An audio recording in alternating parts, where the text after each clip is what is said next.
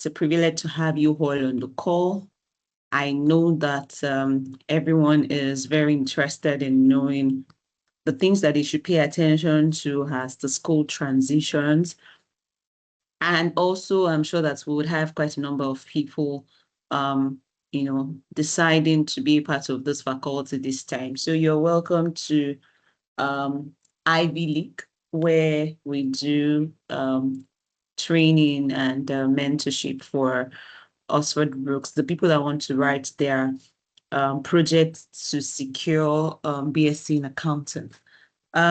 Fortunately, I must say this is the last round, and it is very important that we pay attention to the things that we want to say today so that, we can take advantage of this last session. As with everything that has a beginning, it also has an end. I think that's what has happened with the OBU offering.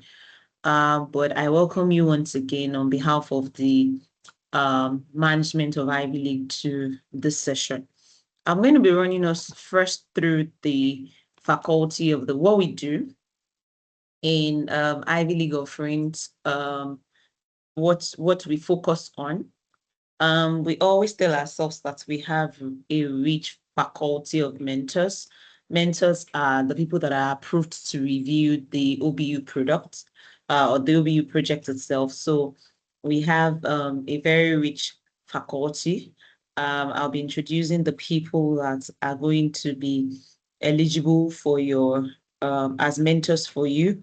What we do is that we look at the relevant topics that we have and anyone that you have also chosen to do, and we assign mentors to you in line with the topic you have chosen to do. So we have a very rich faculty of people that have done this, that have walked through this path, and people that are professional in their lives, people that have done mentorship for over 10 years. So you're in the right place as the school winds down.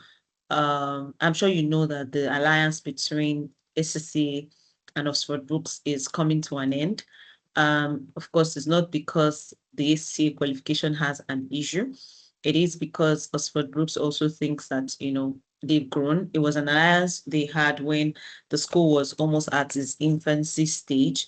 Now the school has grown, and they also believe that there are more things that they can do. There have been questions on, what's the replacement? I think as we go to the end, we might be providing some additional insight as to what ACCA wants to do in terms of their alliance now, while they are closing with Oxford Brooks.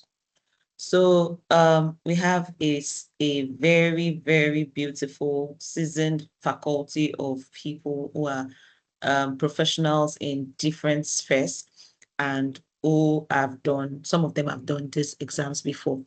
We do what we call OBU Induction Day, and that's what we are doing today, where we more or less indoctrinate people. We make people understand what the school is all about, what we do, what we offer in the faculty.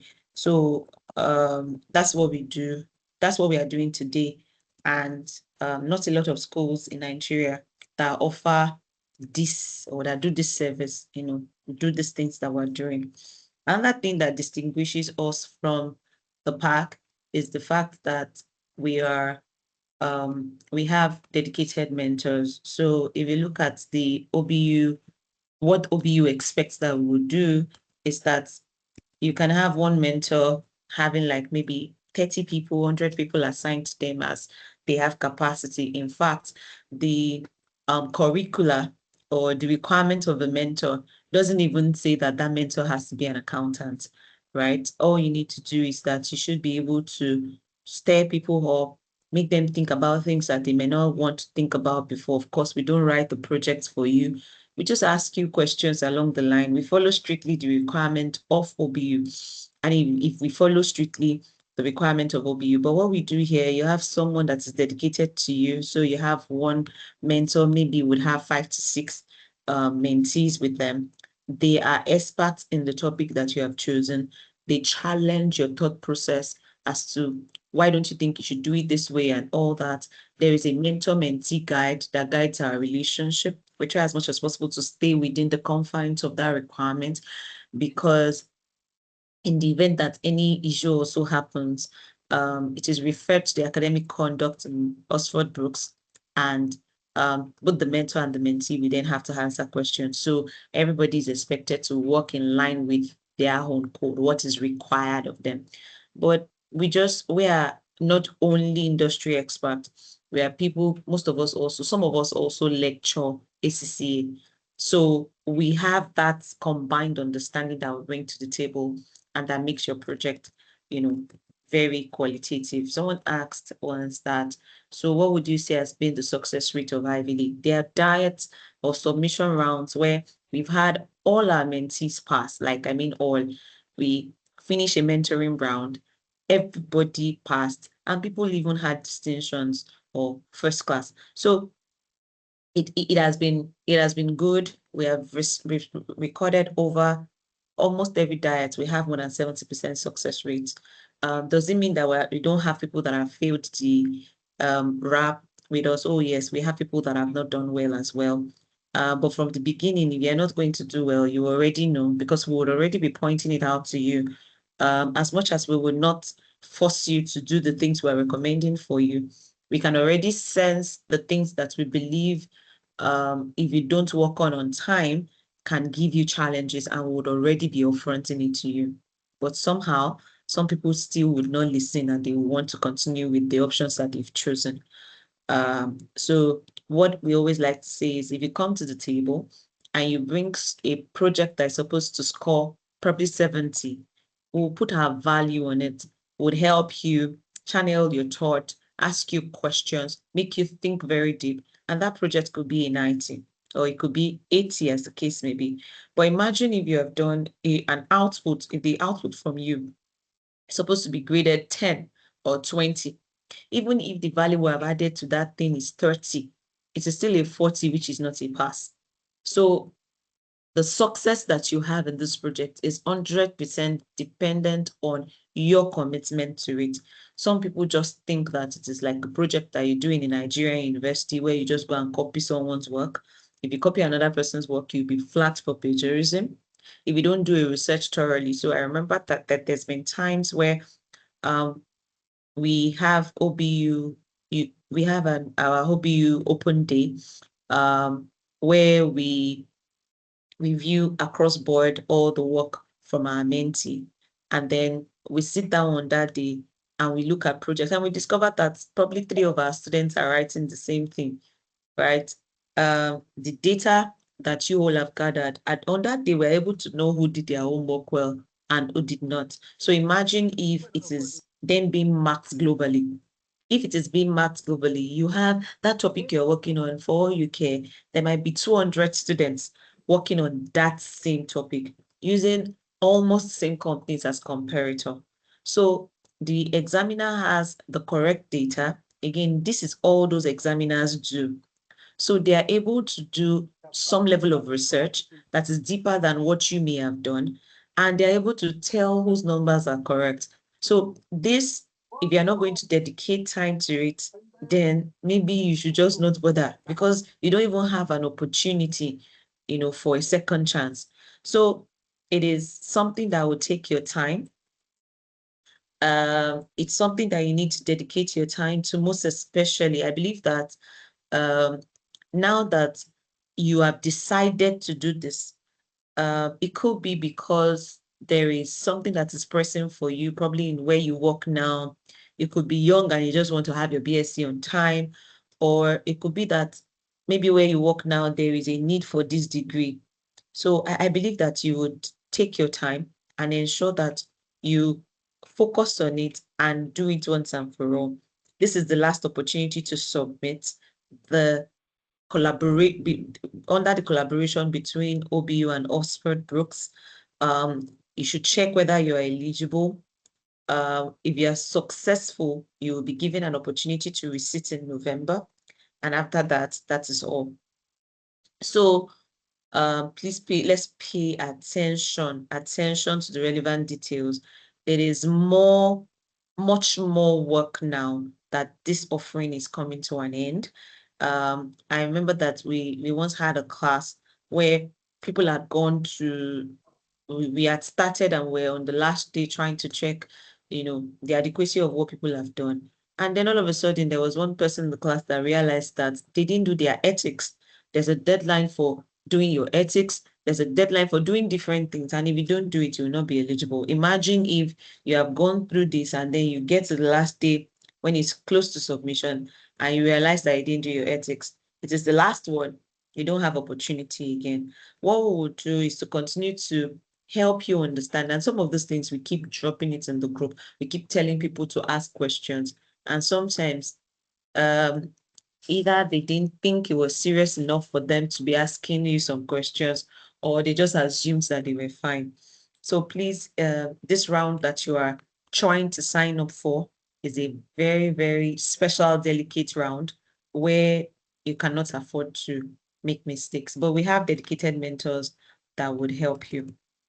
One of the codes that has been given to us in the Oxford Brooks mentorship offering is the fact that you're supposed to have 3 dedicated sessions with your mentees, meaning that you have a first session. I'll show you all that when we get into the presentation. You have a first session where the person comes and shows you, when I mean come, it could be a physical meeting and it could be virtual, mostly done virtually. Person shows you the topic they have decided to do. You ask them questions. Why did you choose this topic? Why is it important to you to do this? What's your plan on what you want to do? That day, that's what the conversation is supposed to be about. The second meeting is supposed to be in between the life, somewhere in the middle, where you have now come, you're now presenting what you have done in your chapter 1, and then you're trying to also tell your mentor what you intend to do in your chapter 2. At that meeting, your mentor is going to be saying, okay, if this is the topic you want to do, these are things you should go and look out for, ensure you're referencing well, and some of those conversations, sometimes as brief as 10 to 15 minutes, right? And then the third meeting is supposed to be for you to bring everything you've done. And the mentor just goes through it and say, okay, I think you should go and look at a concept that you may not have explained well. And that's it. Those are the 3 official meetings that your mentor is supposed to have with you. But because of, we understand, we've gone through this process over and again, we understand the importance. Please, can you confirm that I'm being heard? Everywhere seems a bit quiet so that I know whether I'm not speaking to myself. Am I being heard?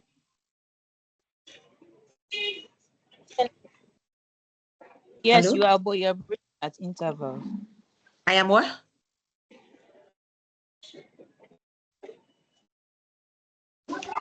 Yes, you are being heard. I'm being heard. Okay. Okay, all right. Thank you. Did I hear someone say I'm breaking at interval? I want to be sure that there is nothing wrong with my network. Is that the I experience you think guys it's are their having? no, I think it's their network because I've Is been their hearing you network? clearly. You've been hearing me clearly. All right. Okay. Thank you. Thank you so much. I just wanted to be sure that you were following me. Thanks for that confirmation. So I was saying that officially, what the school advises is that we have 3 bespoke sections with you. But because we understand what it takes and we know how it can be to gather data and have this experience in Nigeria. So what do? We have an active platform that is engaging. So what we do, we put you once, if you decide to be a part of this with Ivy League, after considering all your costs and you think that you still want to be part of what Ivy League is doing, you will be added to a WhatsApp group. And that WhatsApp group will welcome you, share all the materials that you need to read up, because I personally don't like to start to engage any mentee who I can tell has not read the information pack. The information pack is about an 80-page document. That document contains all you need to know about your success in the OBU offering. If you have read it, there are questions that I can ask you to be able to tell whether you've read it. And there are people that just feel, I just want to start. I don't want to read any documentation. I'm like, no, I don't start mentoring you if you don't understand the rules and the obligations that guide what you want to do. Because there are people that they just start, they're writing their project with a font that OBU has clearly said that they are not interested in having, that font is not officially known or acceptable to them. Some people start and they do a paragraph or they do the opening letter and they put their names on it. Whereas OBU has said that if you put your name, you can't be disqualified. So there's just a lot that you need to know and learn from that pack. And so if you don't read that pack, it's obvious in conversations with you, there are things you'll be saying that will let us know whether you are well informed. And there are things that we'll be saying that will help us know whether you are not informed. So when you join us, we send you those materials, we send you everything you should read up front. Then we allocate you to mentors. Then actively in the group, when there's a webinar for conversation, when there is anything, we just keep adding to that group so that you are well informed of what you need to do. So we do more than the 3 bespoke sessions that the school is having. When you do your project, you send chapter by chapter to your mentor. We do chapter by chapter review. That's the value that we bring. Sorry, that's the value, the extreme value we bring to the table. So chapter by chapter review, we give you feedback and we expect you to go and incorporate it. Again, it is your project. You can decide that you do not want to incorporate what has been advised to you. We won't force you. Sorry, excuse me. So we also have a day where we do presentation. We call it OBU presentation day. On that day, we then have all mentors, right? All the 6 mentors will be on the call. And the people that we have mentored in our different capacity will also be on the call. On this day, there is that everybody can make a contribution to what you're doing. A lot of people, they learn, they get their projects better done on this day when everybody's presenting the summary of their work. Again, it's also a requirement from Oxford Brookes that you make a presentation to your mentor about the summary of your project, and that's expected to be recorded. The recording is needed if your project is being referred to an academic committee. I pray that none of you will have that kind of issue. If it's reported to an academic committee, it could be because of a misconception in your project. It could be because of plagiarism flag. It could be because of, whatever it is that the examiner has noted. Everybody referred to the academic committee, they are not automatically condemned. There will be a set of questions that will be raised. And once those questions are raised, if you're able to answer them, they will free you. Convincingly, they will free you. But if not, then the project will be failed, and then that will be it. So is a committee. I don't expect anybody. So there was one of our mentees during maybe like 3 diets ago that was referred to academic committee. When person was referred and they sent it to us, I was like, okay, what could be happening? Do you know what happened to this person? The person said that during the project, or while he was writing the project, his laptop had an issue. So he transferred this project to the laptop of his new wife. So the project changed source. It went from reading his name on the Word document to reading the name of the wife, right? And it was just because of that it was flagged for plagiarism. So you can imagine that, the details really matter. It was flagged because the source document was no longer showing his name. It was now showing another person's name. So they felt that probably had subcontracted it to someone else. And that's the reason why the name was now showing that way. So every details count. Every details count. And we need to pay attention to that. So we also do independent review. What does this mean? This means that once your project is finalized, with you and your assigned mentor, we would then have someone, typically that's usually me, that would then review the work of what you have done with your mentor, right? We would then say, okay, just give me an overview. Let me just express an opinion on everything. Sometimes we'll just questions that could even help you and your mentor to know exactly what to focus on or to confirm whether everything you've done over the period is in line with the expectation of Oxford Brooks. So that's how we operate as a school. So let's now meet the people in this faculty. My humble self, my name is Adetutu Oludare. I have colleagues that we have mentors across the world, people that are in Nigeria, we have people that are in Canada, and then we just have our mentors widely spread because we know that our students or our mentees are not necessarily all also in Nigeria. So yes, you can be in Nigeria and then we assign you to a mentor that is not in Nigeria. It doesn't mean that, oh, the time zone is never an issue. All you need to do is just focus, because if we think that the person that is not in Nigeria will give you more value for the topic you have chosen, then we'll assign you to such a person. So this mentoring work is not a function of location. My other colleagues are Oladimeji Olajiton, Omolola Fashese, Jonathan Kiolumba, that's Dr. Jonathan. If you are an ACA person, I'm sure you already know who Dr. Jonathan is. Then we have Olakito Habib. Then we have Muideen Akpeno. So those are the people those are 6 members of the faculty that you are eligible to be assigned to. Just a brief introduction of who we are. I'll leave you to, you can read up about me. I am an associate director in Ivy League. Also the lead of the OBU offering that you're signing up to. In my personal capacity, I work as a finance expert. So I think that works for me. Let's move to who Omolola is. Omolola is the second female person that we have on the faculty. She is also a fellow. She has an MBA from Manchester Business School, and she is an expert in risk management and sustainability in finance. She's doing a lot in the sustainability space now, and she sits on the board of a number of companies as well. And the next person I'd like to introduce is Oladimeji Olajiton, who is also a fellow, who has experience in governance, risk, and compliance across multiple industry. He has MBA, he has MSc now. A very rounded and grounded, experienced person.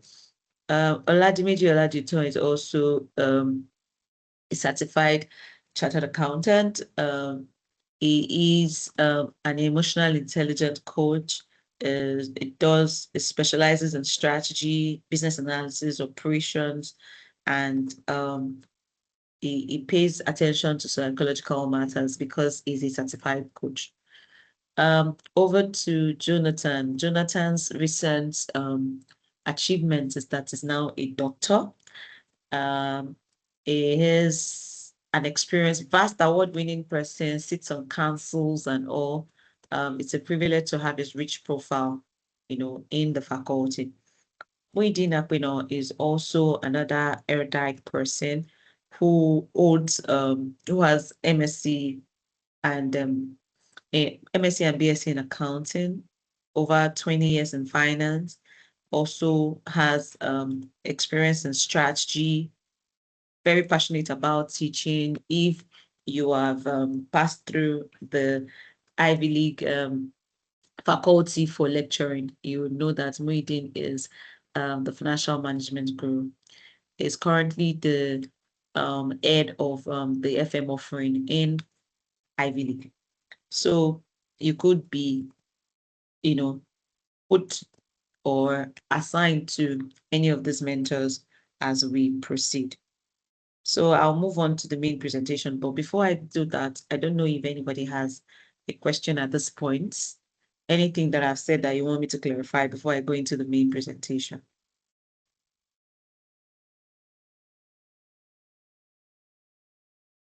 Please feel free. Just raise your hand and I'll call you.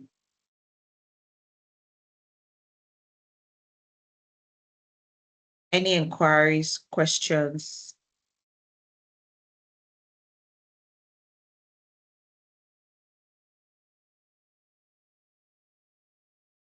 I'm trying to check the room. Okay. Lawal, please go ahead.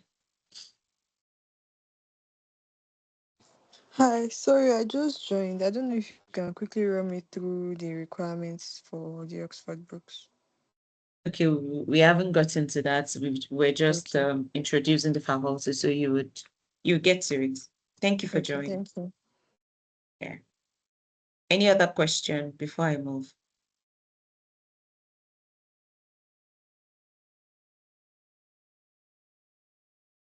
Okay. I like to say that it's very important that if you are in doubt as to your eligibility, meaning that probably you have registered for more than 10 years, earliest from the date of your submission of your RAP, if it's more than 10 years, or if you have exemptions or things that you're not sure about, it's very important that you get clarification from OBU. There was someone that reached out to me recently, and the person thought that it was going to be part of this round, but the person just reached out to ACCA to confirm whether she's still eligible. Is he or she still eligible? And the person discovered that it was no longer eligible and had already made payment for this. So please, where you're in doubt as to whether you're eligible, it's always better to ask so that you do not have a challenge of having paid probably the Oxford Book Offerings money in our school, or maybe even paying their own requirements, the £550,000 for submission, and then you discover you're not eligible. I think is it could affect your psyche to discover that. Based on time, let us determine whether we are eligible. Let's ask questions where we're in doubt. Happy to have you email the school to clarify and confirm your status. That said, let's go into the meat of the presentation. So I'll be guided by these outlines. Let's go first into why OBU, this thing we're talking about. So this answers your question. What exactly is this OBU Alliance about? What exactly am I supposed to note? So Oxford Brookes University has a unique collaboration with ACCA, and with that collaboration, they are able to give the student BSc in applied accounting. So it's a degree that you can gain as you progress in your journey with ACCA. So it is either you are gaining the experience through the combination of your exam papers. So you are eligible to write this project if you have passed your applied skills examination, meaning paper, financial reporting, audit assurance, and financial management. If you have also gained exemption from these 6 papers, they have said that you should note that your conditional exemptions does not qualify you to submit the RAP, right? So you need to write to them. Some of those exemptions, you might need to tell them to take it off. You renounce your exemptions and then decide that you want to write this. Another thing that you have to pay consideration to is that you must have completed your ethics and professional module. That module used to be called professional ethics module. Now is ethics and professional skills module. You must have completed it. There is a timeline to complete it, which we will also share. You must also demonstrate the currency of knowledge, either by your RAP must be within the 10 years from the date of your first examination, right? You must have either passed your 3 examinations in the applied skills. You must pass that examination in the applied skills or renounce your exemption. And then all those things then make you eligible for this project, right? So, like I said, you must have completed your ACCA ethics and professional modules. And these eligibility requirements are very, very important, because if you don't meet any of these conditions, you can finish writing the project and your report is not out, or your result is seized, or you're not given a result just because you did not meet up. The reason is because they use an average, like your results is an average of what you have gotten. We'll get there. so I'm not running ahead of myself. But yeah, the reason why it's important that you pass some of these results is that your results is an average of, is like, also Luke is saying that I know that ACCA's courses are good enough. They are as good enough as the courses that I'm teaching my students that are on site in school. And they've identified papers that look like their own courses, right? So they use those courses as substitutes. So so people ask questions, do I get the transcripts? Do I get the certificate? All those questions.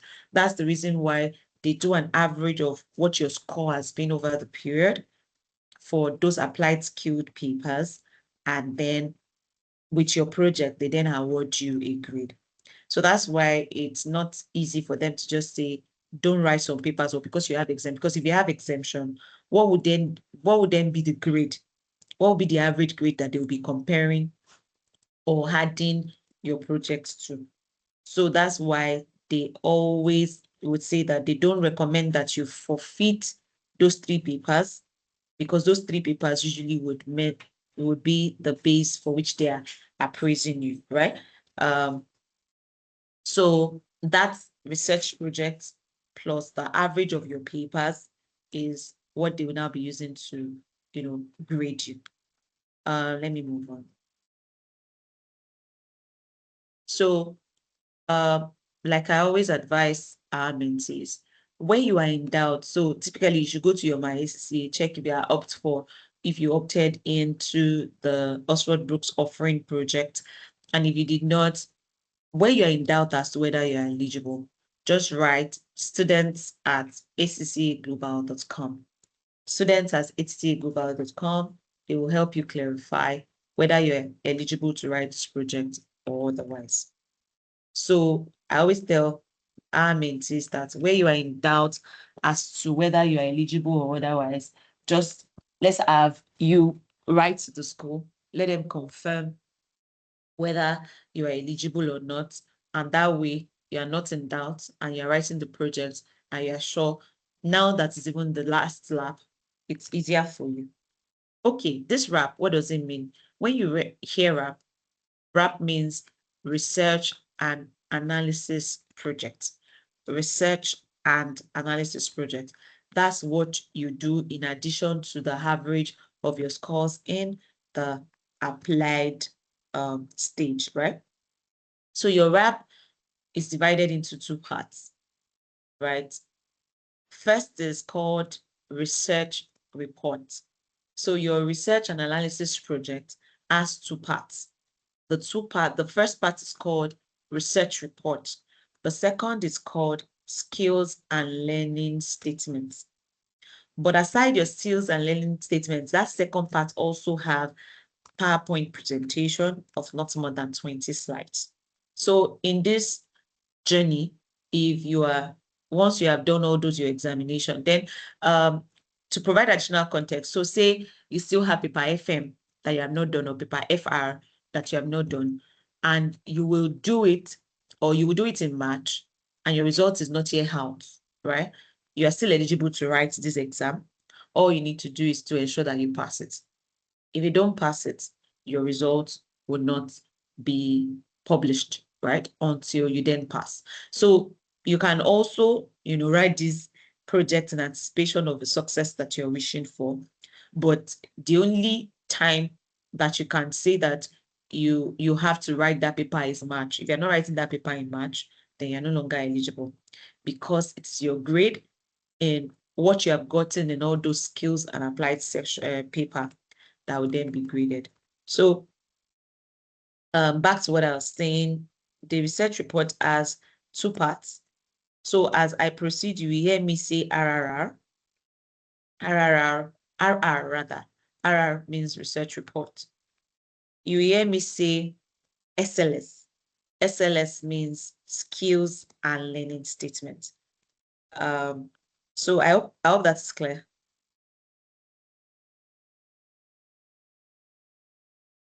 Can I just get people confirming it? Yes, it is. Okay, all right. So We will get to how your result is graded soon so that I can explain that clearly, so that you will understand. You can either have an A, a B, a C, or F. So in this project, there is no D and E. It's either you have an A, a B, a C, or an F, right? And I know you will pass. So let's look at what you're eligible for, or how this turns to BSc accounting for you. You have your applied knowledge and skilled papers, right? You have your ethics and professional module, and then you submit your research analysis project to OBU. Then you have BSc honors in applied accounting. You can check additional information on www.brooks@accauk/ACCA for additional information. Let's now go to your class of degree. This is a place I like to take a bit of time because it's very important. I know people that have decided from after a call like this that, okay, I don't know whether I should still continue. And some people like, oh my God, I am encouraged. I want to continue. Now, what are the papers? One typical question that they would ask is, what exactly is ACCA going to give me? Going to do an average of?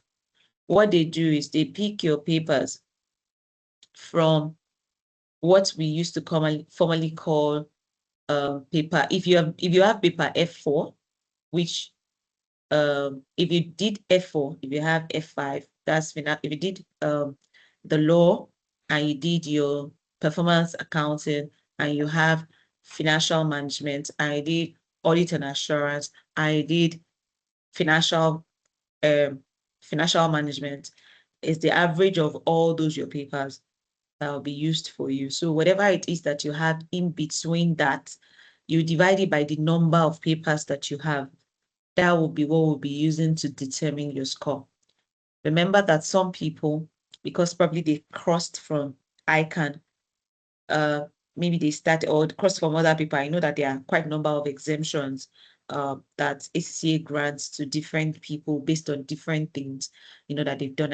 I for one, when I did ACCA, I started from paper F5, which is now called paper performance management. I didn't have to do the law paper because I was an accounting graduate, right? So if I use myself as a typical example, the average of my grade in Oxford Brookes will be my performance management, my financial management, my financial reporting, my financial management, and my audit assurance. So that means in the applied skills, I had 4 papers that are eligible, right? So do your maths and let's now come here. You now look at this, your average score. If your average score is from 68 and above, meaning that after you've taken your 4 eligible paper or 5 eligible paper, as case may be for you, you divide it by the 5, you get a score, right? That then determines how many papers, where your grade will fall. So if on the score, you can already tell that your score will be 68 and above. In this project, I'm not saying you should go and rest though, because I remember that we used to have a mentee that after we made a presentation like this, it discovered that his average was about 70. It discovered that whether he has an A in the project, whether he has a B in the project, or whether he has a C in the project, it was going to have first class. So is that person that is disturbing our class? Just could you go on mute if you're not speaking like I am speaking, so that we can have a quiet class? Thank you. So the person discovered that it really doesn't matter what grade, what he has in the project, was still going to have a first class. And then I think that he didn't take a few things seriously. Remember that it's not only A, B, C that's possible. It's possible to have an F. So he failed. He failed the project. So as soon as he failed the project, he then had to resit.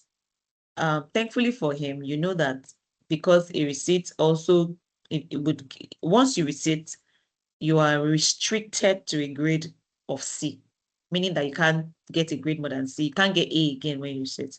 For him, he still made a first class, but he learned his lessons the hard way, right? And then you had a maximum of three receipts.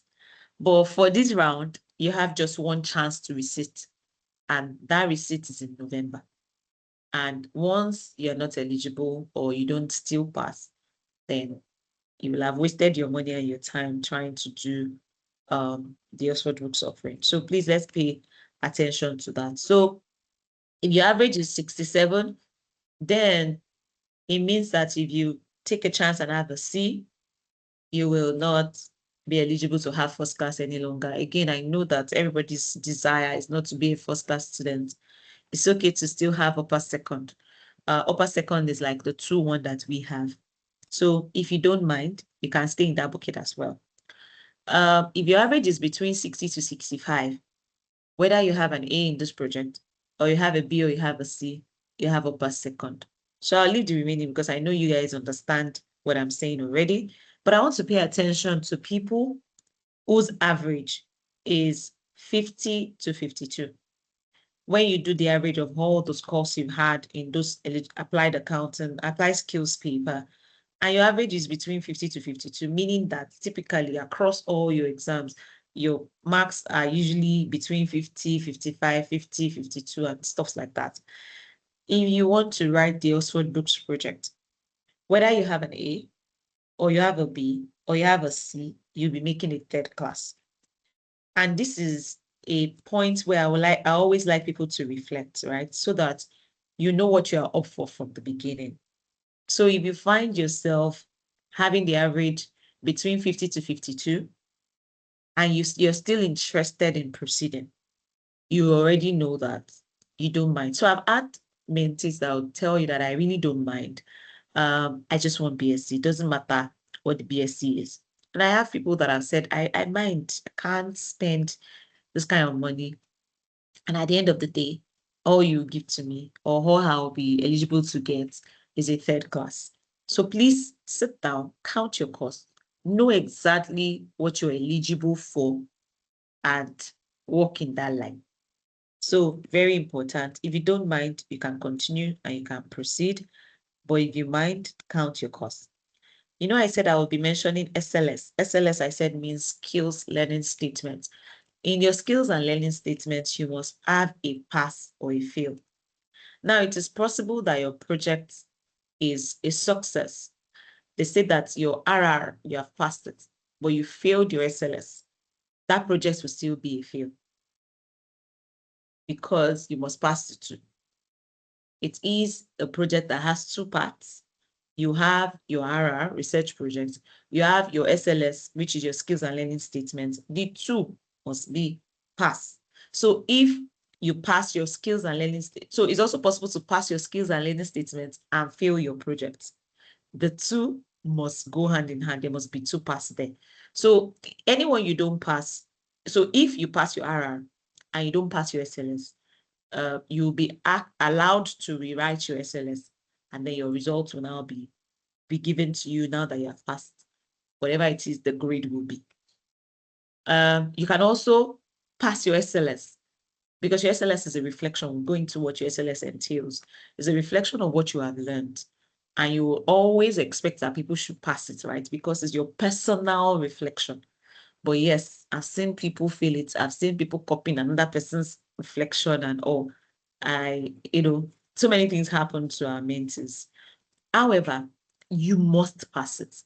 If you fail it, you will be asked to resit that portion that you failed. If you failed your RRR, you write RRR again. If you fail your RR again, if you fail your SLS, you write whichever one you fail, you have to write again. Mubarak, you have a question. Can I hear it? Good morning, ma. Good morning. Thanks for the wonderful presentation.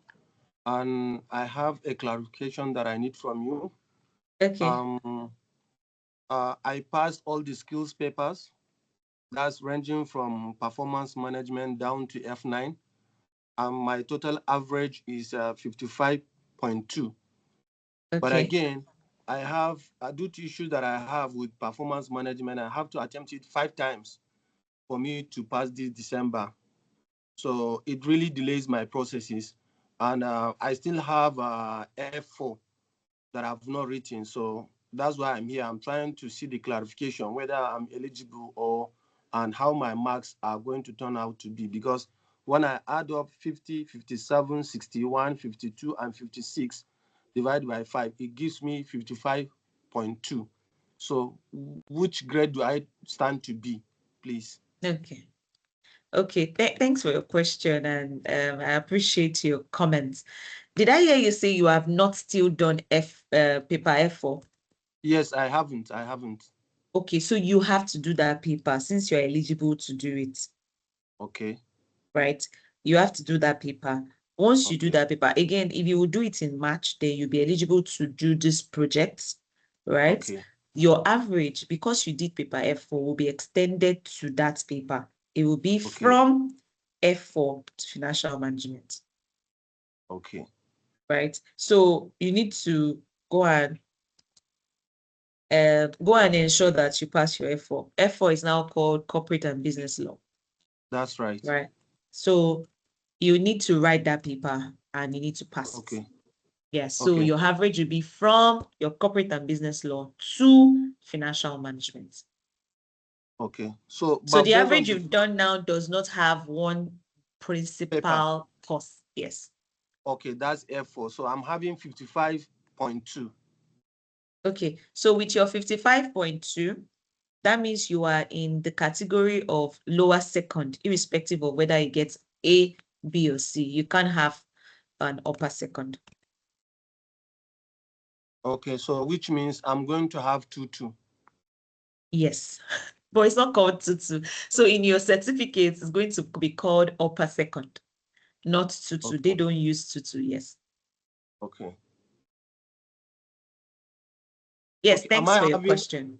Upper seconds or lower second? Because I'm having 55. Sorry, lower second. See me, I'm dashing you grade. Yes. It's going to be lower second. Okay. Lower second, yeah. And okay, that's one part of it. Then the second part of it, I register for, like, my first paper attempt for F9 was 2019. Then after Corona, I had a break. Then I restarted 2022. So I don't know if I'm still eligible for the Oxford Brookes. Okay, so how many years have you done as a registered student in Hull? I registered since 2015. Then my 15. first attempt 2015. Then my first Okay. attempt for F9 was 2019. I didn't pass. Then I was not happy. I decided not to do it. Then after Corona, Alright. that's 2022, and I went back. Then I started passing. Then eventually, I passed all the 4 papers since 2023. Then throughout 2023, December, 2024, 2025, I was writing PM. Okay, all right. I like your resilience, and I'm hopeful that you will eventually have your grade in, your qualification in ACCA as you desire. But from what you just said, if you registered in 2011, it means No, that 2015. 15, sorry. If you Yes. registered in 2015, it means that you're 11 years as at Yeah. today, right? Yes. I wouldn't want to tell you that you are not eligible totally. Because I don't know the month you registered and all, but really put it in mind that it's a 10 years eligibility window. So, but I'll still advise you, write an email. They reply their email latest one day after. Tell Okay. them that this is your position. They should confirm if you're eligible, and they will let you know. So don't let me say you're not eligible. Let's hear from them, because there are people Okay. like that it looks like they're about 11 years and they'll still come back and say they're eligible. If you were maybe 12 or 13 years now, I'll have told you categorically that you're not eligible. But where you are, it looks like you're a bit on the border and you could still be eligible. So please write them. They have the final say on eligibility. Thanks for your Okay. question. Who do I write to? I'll drop the email in the group for you to see. Okay. Thank you. Priscilla, thank you. Priscilla, go ahead. All right, good morning, Ma. Thank you so Good much for morning. the presentation so far. So I was going to ask a question. It's almost similar to the question asked by the first person. So what if you plan to write your F4 by, say, April? Would that still would the marks still be included as part of the grading for OBU? Yes, it April, will. maybe April, May.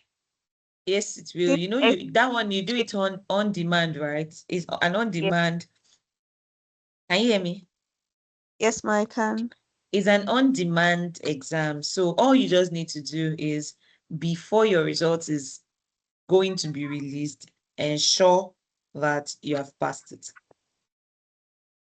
Okay. You get, yeah, before your result is released, ensure that you have passed that paper. If you got an exemption from that paper, I would have said, don't worry. But since you didn't get an exemption, that paper is going to be included in your average. So Okay, Priscilla, thank is it clear? Yes, it is very clear. Okay. All right. So the next person can go.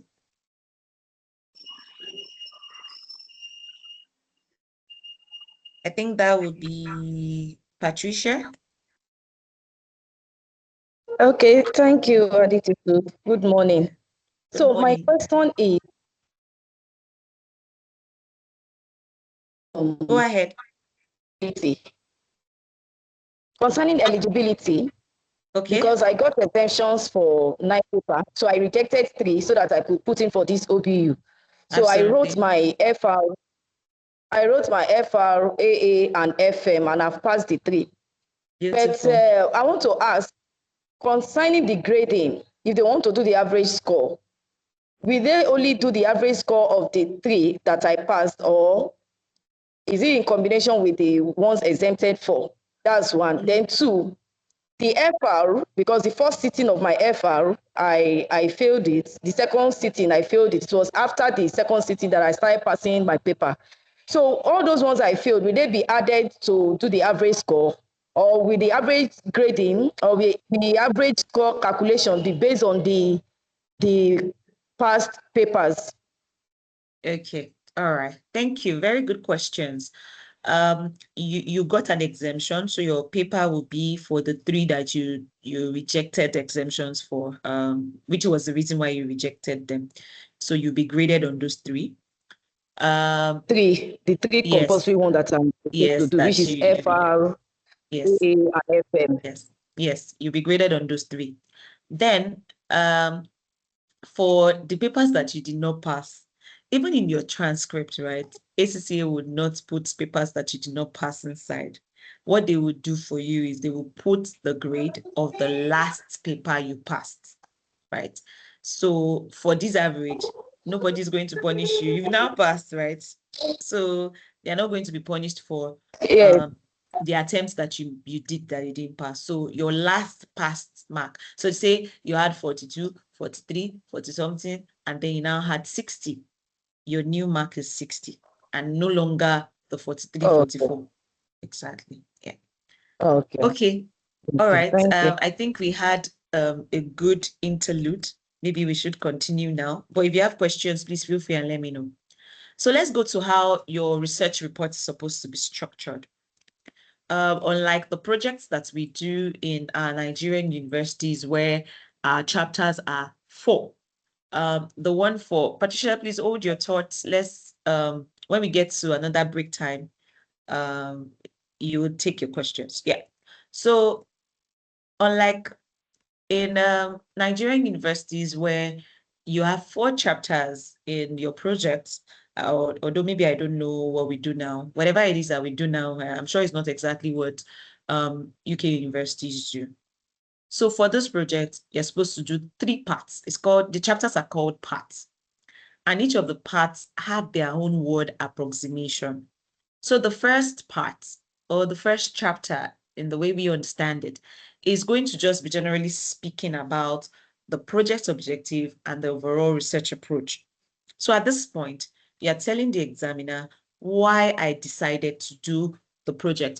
So there are 15 topics that you're eligible to. Also, unlike what we also do in our Nigerian universities, where probably you have to pick a topic and then go and speak to your what is called now, I think project supervisor about it and all that.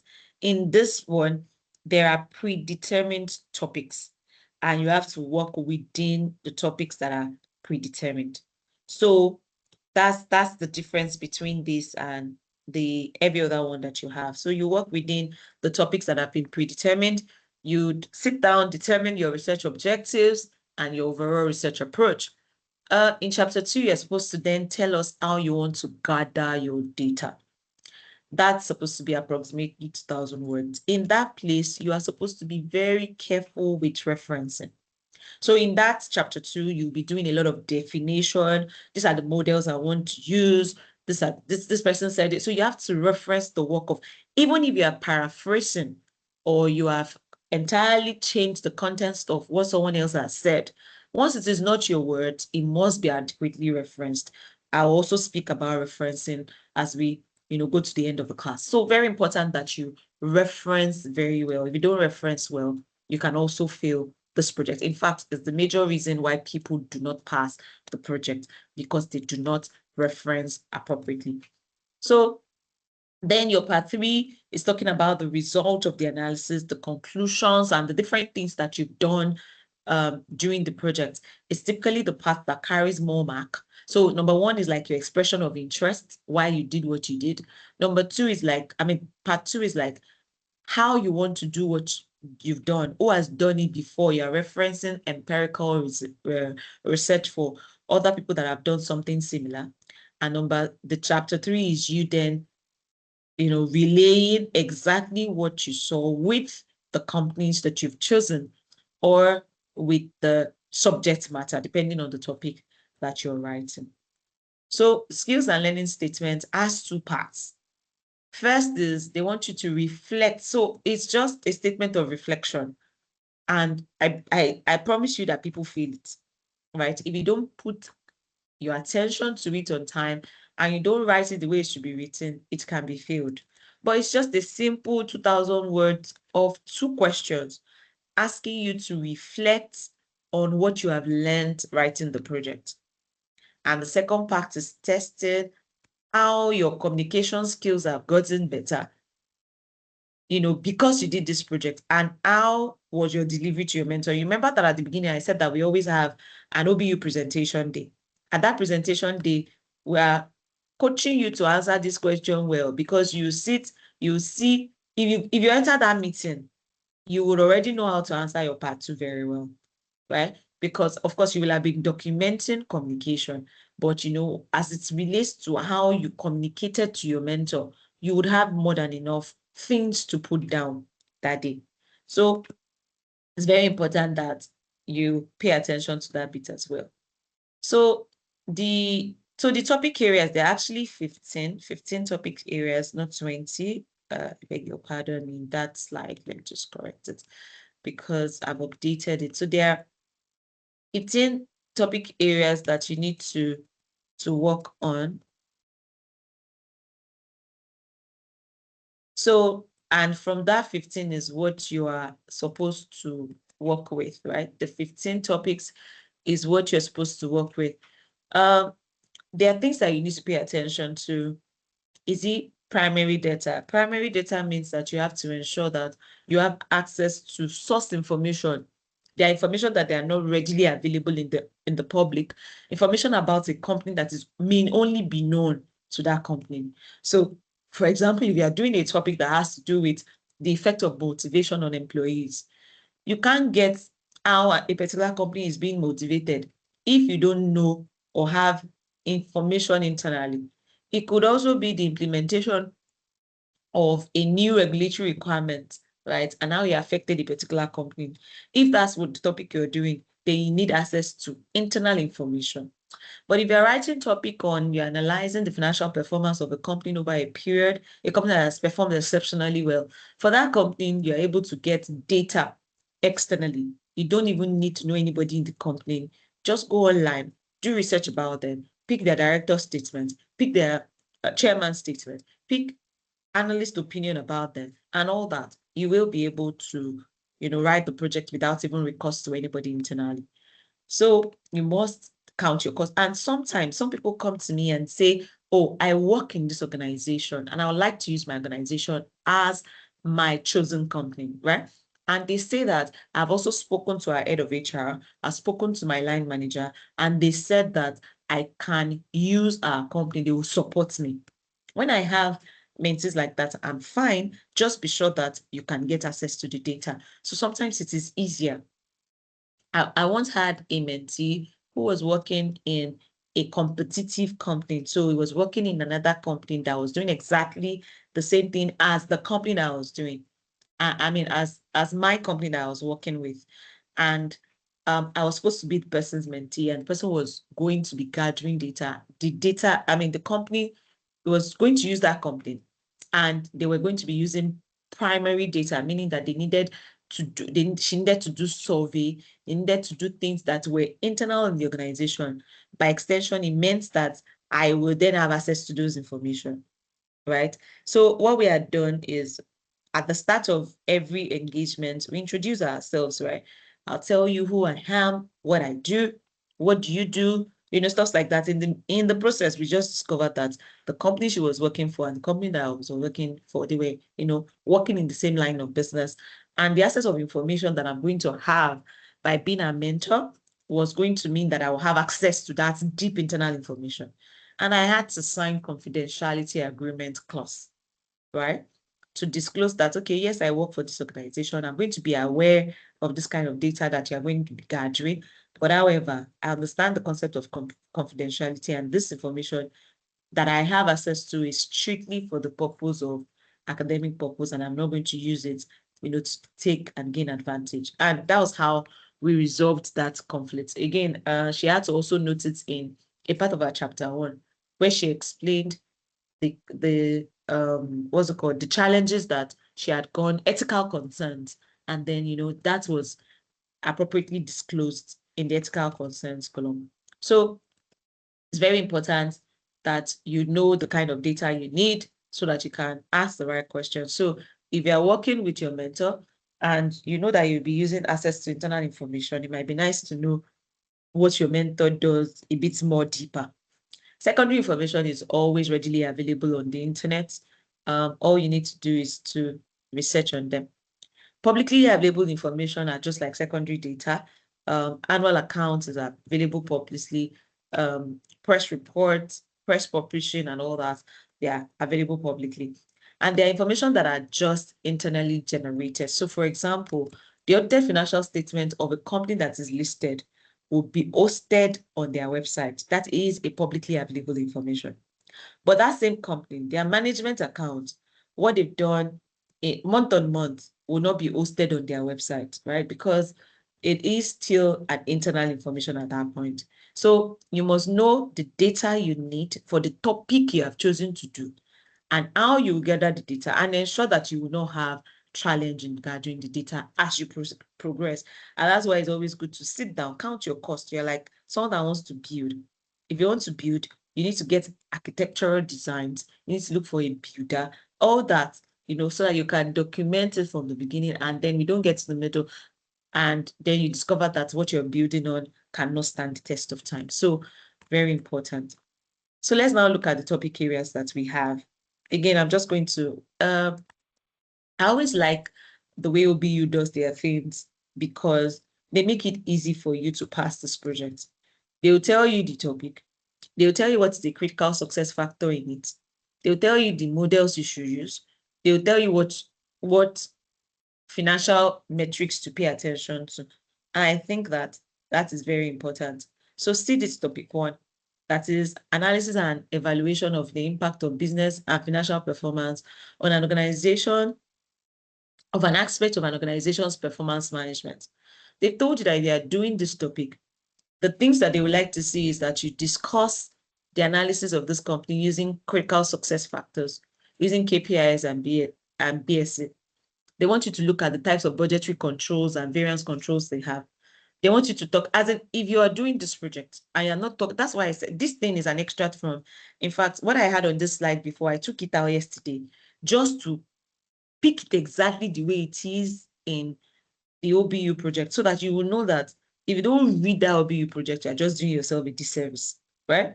Because if you don't know that these are the requirements, and then you start to do your own topic and you start to do it as though you did not read this. At the end of the day, the person that wants to mark has given you a marking scheme. Well, if you like, you don't comply. If you don't comply, that will be at your own disadvantage. So each of the topics, it has things they would like to see, you know, and the analysis that they expect you to do is both business analysis and financial analysis. So if you are doing a topic 2, and I'm looking at your project, I can't see anything on business process change. I can't see anything on SWOT analysis and value chain. I can't see you talking about anything on e-business and capital appraisal, capital investment appraisal, NPV, IRR, ARR, payback period. If I don't see that in your project, I already know that you don't know what you've not even done. You've not taken your time to read this project. If you are evaluating the impact of financial performance on an organization with a recent change, I'm looking at what's the regulation you're flagging, right? Why are you the analysis and the reason for that specific pronouncement? Did you do the SWOT analysis pre and post the regulation? What are the relevant ratios in the industry? Those things are very important, right? If you are doing the analysis and business performance, so this is the topic 4, a lot of people like to do it, right? Because again, when they go off down, they just come back and say, I want to do a company that has done exceptionally well.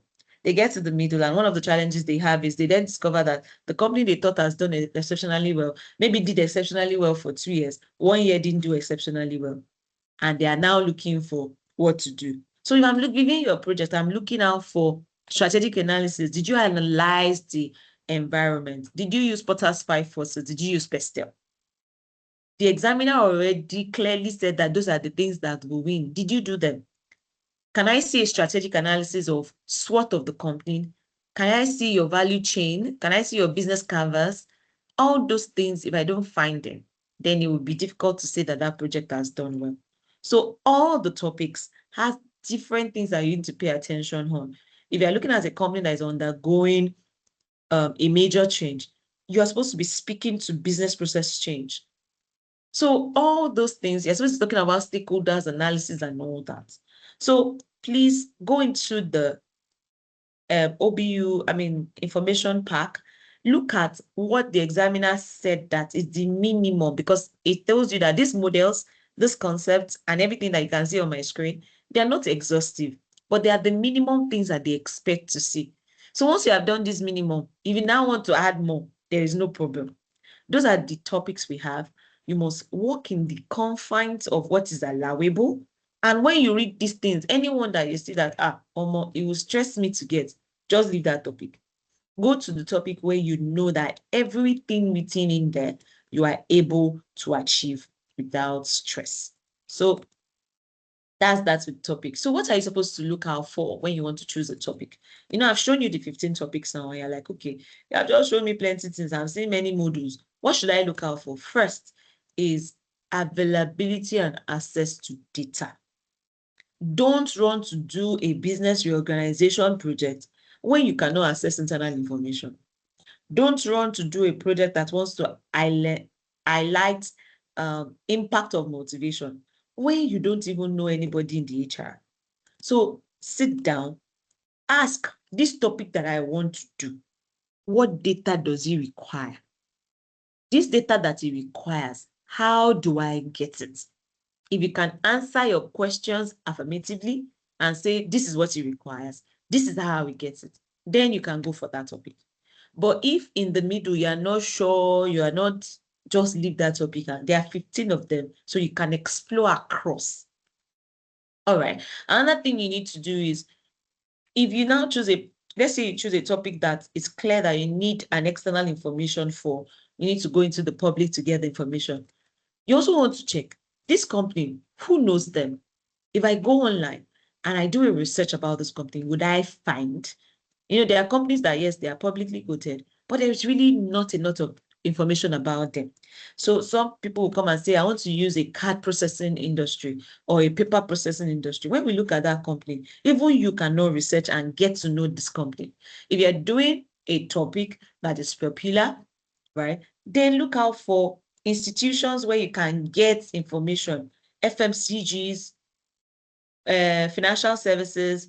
Under financial services, you're looking at insurance, you're looking at banks, you're looking at microfinance, whatever it is, ensure that you can get access to their information online.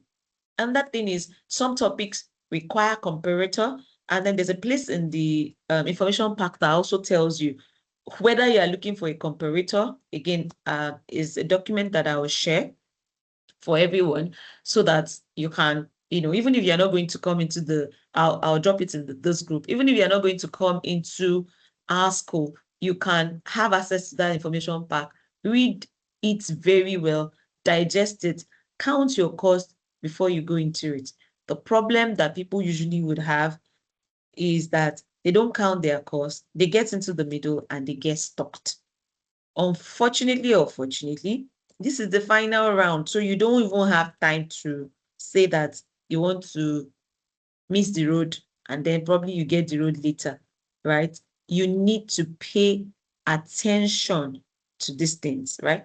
So I'm dropping it in the group so that you can see what I'm saying. That the information pack has a lot of information that will really help you to make an informed decision. I just dropped it in the group when you want to do this project.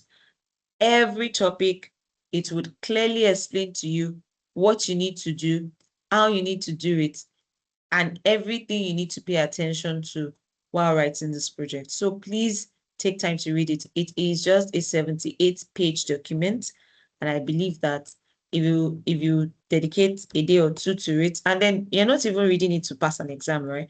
You're just reading it to gain understanding of what you really need to do so that it would help you.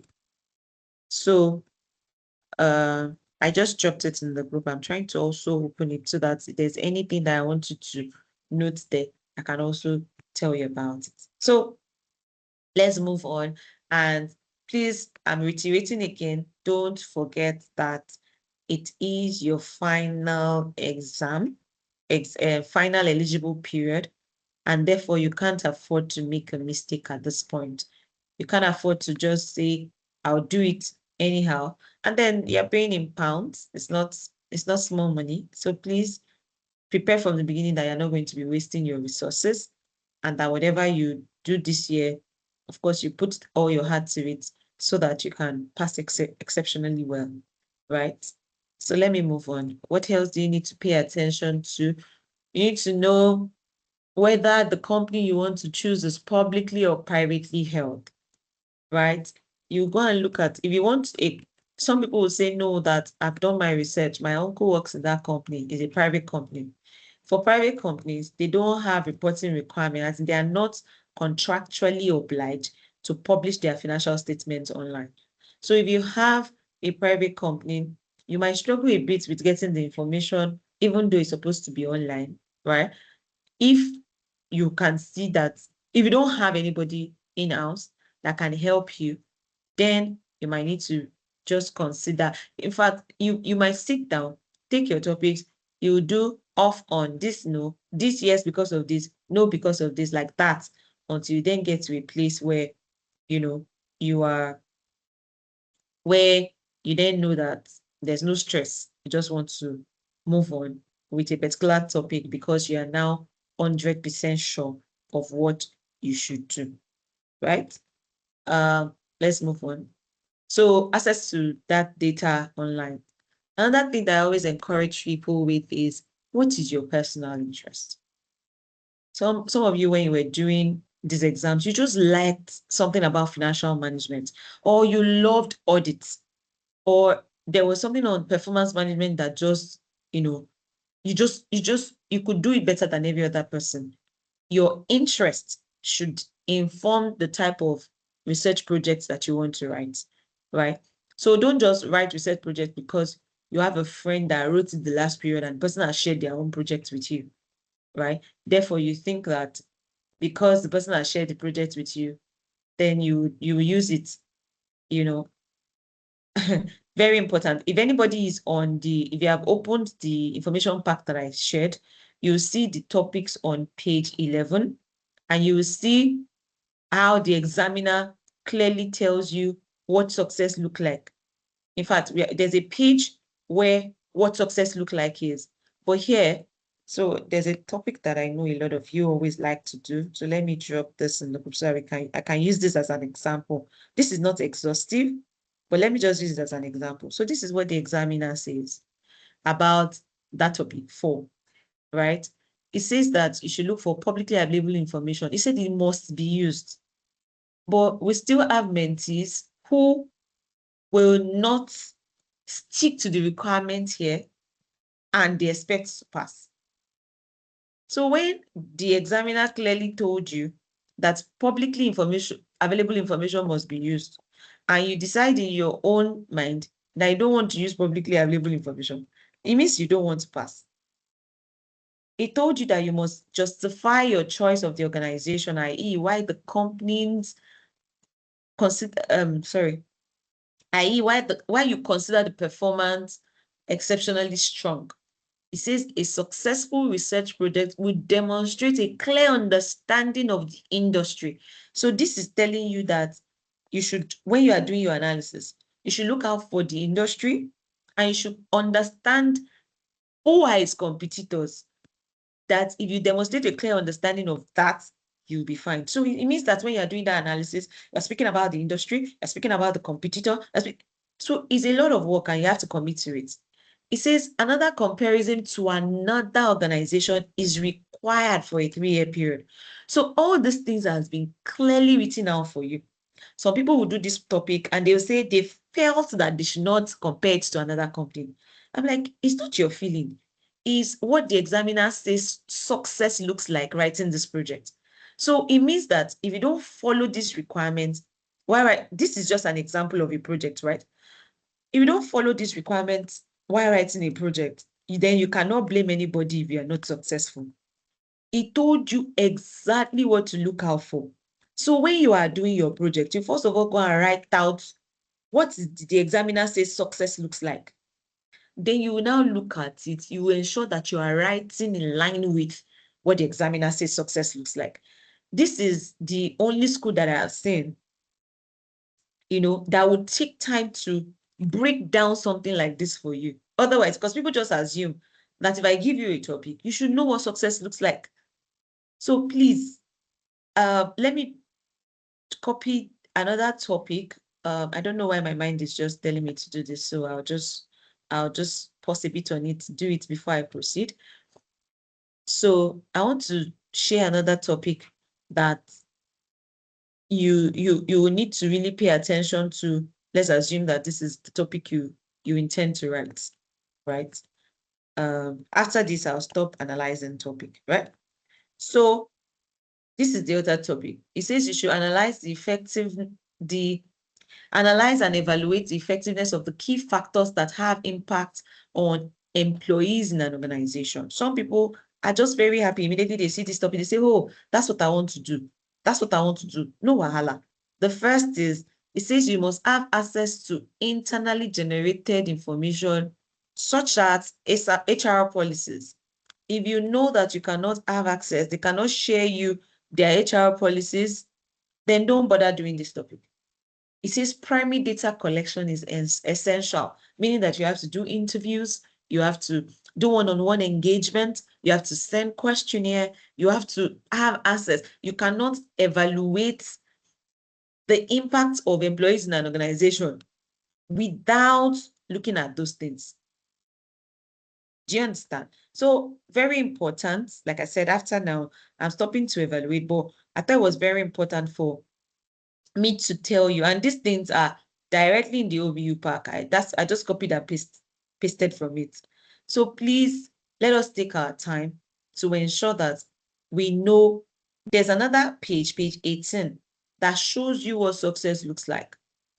Let me copy just a part of it so that you will know. So when you see a project that has an A, you know the extent of work the person has put to it. When you see a project that has a B, you know the extent of work the person has put to it. So this part is telling you that if you want to have an A, he has told you where additional models, the models are supposed to use for this is on page 46 to 48. It then told you that if you want to have an A, demonstrate evidence of wide reading and use of appropriate models, frameworks, and techniques. You must demonstrate a thorough understanding of the model or the framework by fully explaining and reviewing and evaluating the chosen models or framework or techniques. He said you are able to link the model or the framework and techniques appropriately to the organization you studied.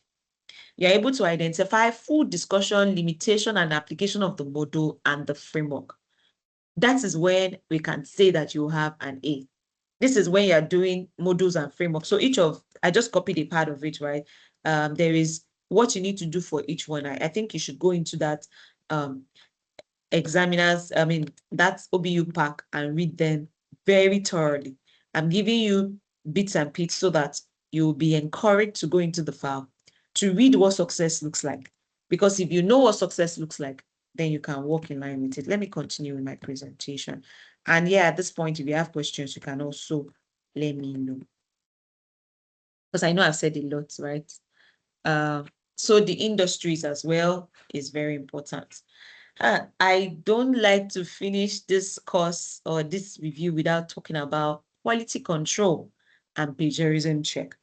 You know that we are in a generation where everybody just wants to type very fast. In fact, people would rather abbreviate when they're typing or write incorrectly, fast, and just dump on a search engine or an AI tool to help you reword it or correct it. If you want to write this project, you must write exceptionally well, right? They don't need you. It's not an English essay, but then it's a project that will be reviewed by people that do not sit in Nigeria. So you are given an international advantage, and therefore you must bring an international spot on. Sometimes people send you research project that they said they are finished, and it is fraught with error. You're seeing typos, to wrong use of words, to wrong spellings, to wrong. As much as, please, I'm talking about plagiarism. You're not supposed to run your project on free plagiarism checkers, right? It's okay probably if you've paid for Grammarly or you've paid for QBot or whatever grammar checks that you have. Those ones are good, but don't run your project for plagiarism check on a free software. What it does is, before your exam, when you submit your paper, when they are done reviewing, and there's the analytical part checking your accuracy of your numbers, there is the subjective part of someone looking at your work, then there is the objective part where your project is dropped into a plagiarism checker. That checker is it's called Turnitin. Now I remember we had a mentee who had a friend that was doing a master's in a UK university. That friend had free access to Turnitin, right? Because their school gave them access to it to use to be checking their project and all. So this guy wanted to submit his project and told his friend about it. And the friend said, don't worry now. I have in my school, they had given us a free platform where we can check things. And the friend was like, okay, oh, beautiful. Since you have a free platform, help me run my project on it. It was that checker was called Turnitin. They put his project on Turnitin. It flagged success, flagged things for him to go and correct and all. He finished and corrected it. He didn't tell us. He sent us a project. We reviewed it. It was good. Then it was time to submitted that project. Immediately, they started reviewing. It was flagged for plagiarism. It was flagged for cheating. And we're wondering, this guy's work was good. We read through, it looked well. What could have happened? Then we started asking him questions. Guy, what happened? Exactly when, started asking, even at the die end, when the information then became available, it still didn't even make it obvious that he had run his project on Turnitin. Until we now started, said, yeah, he has one of his friends. He gave them, they put the project on Turnitin. I said, Turn what?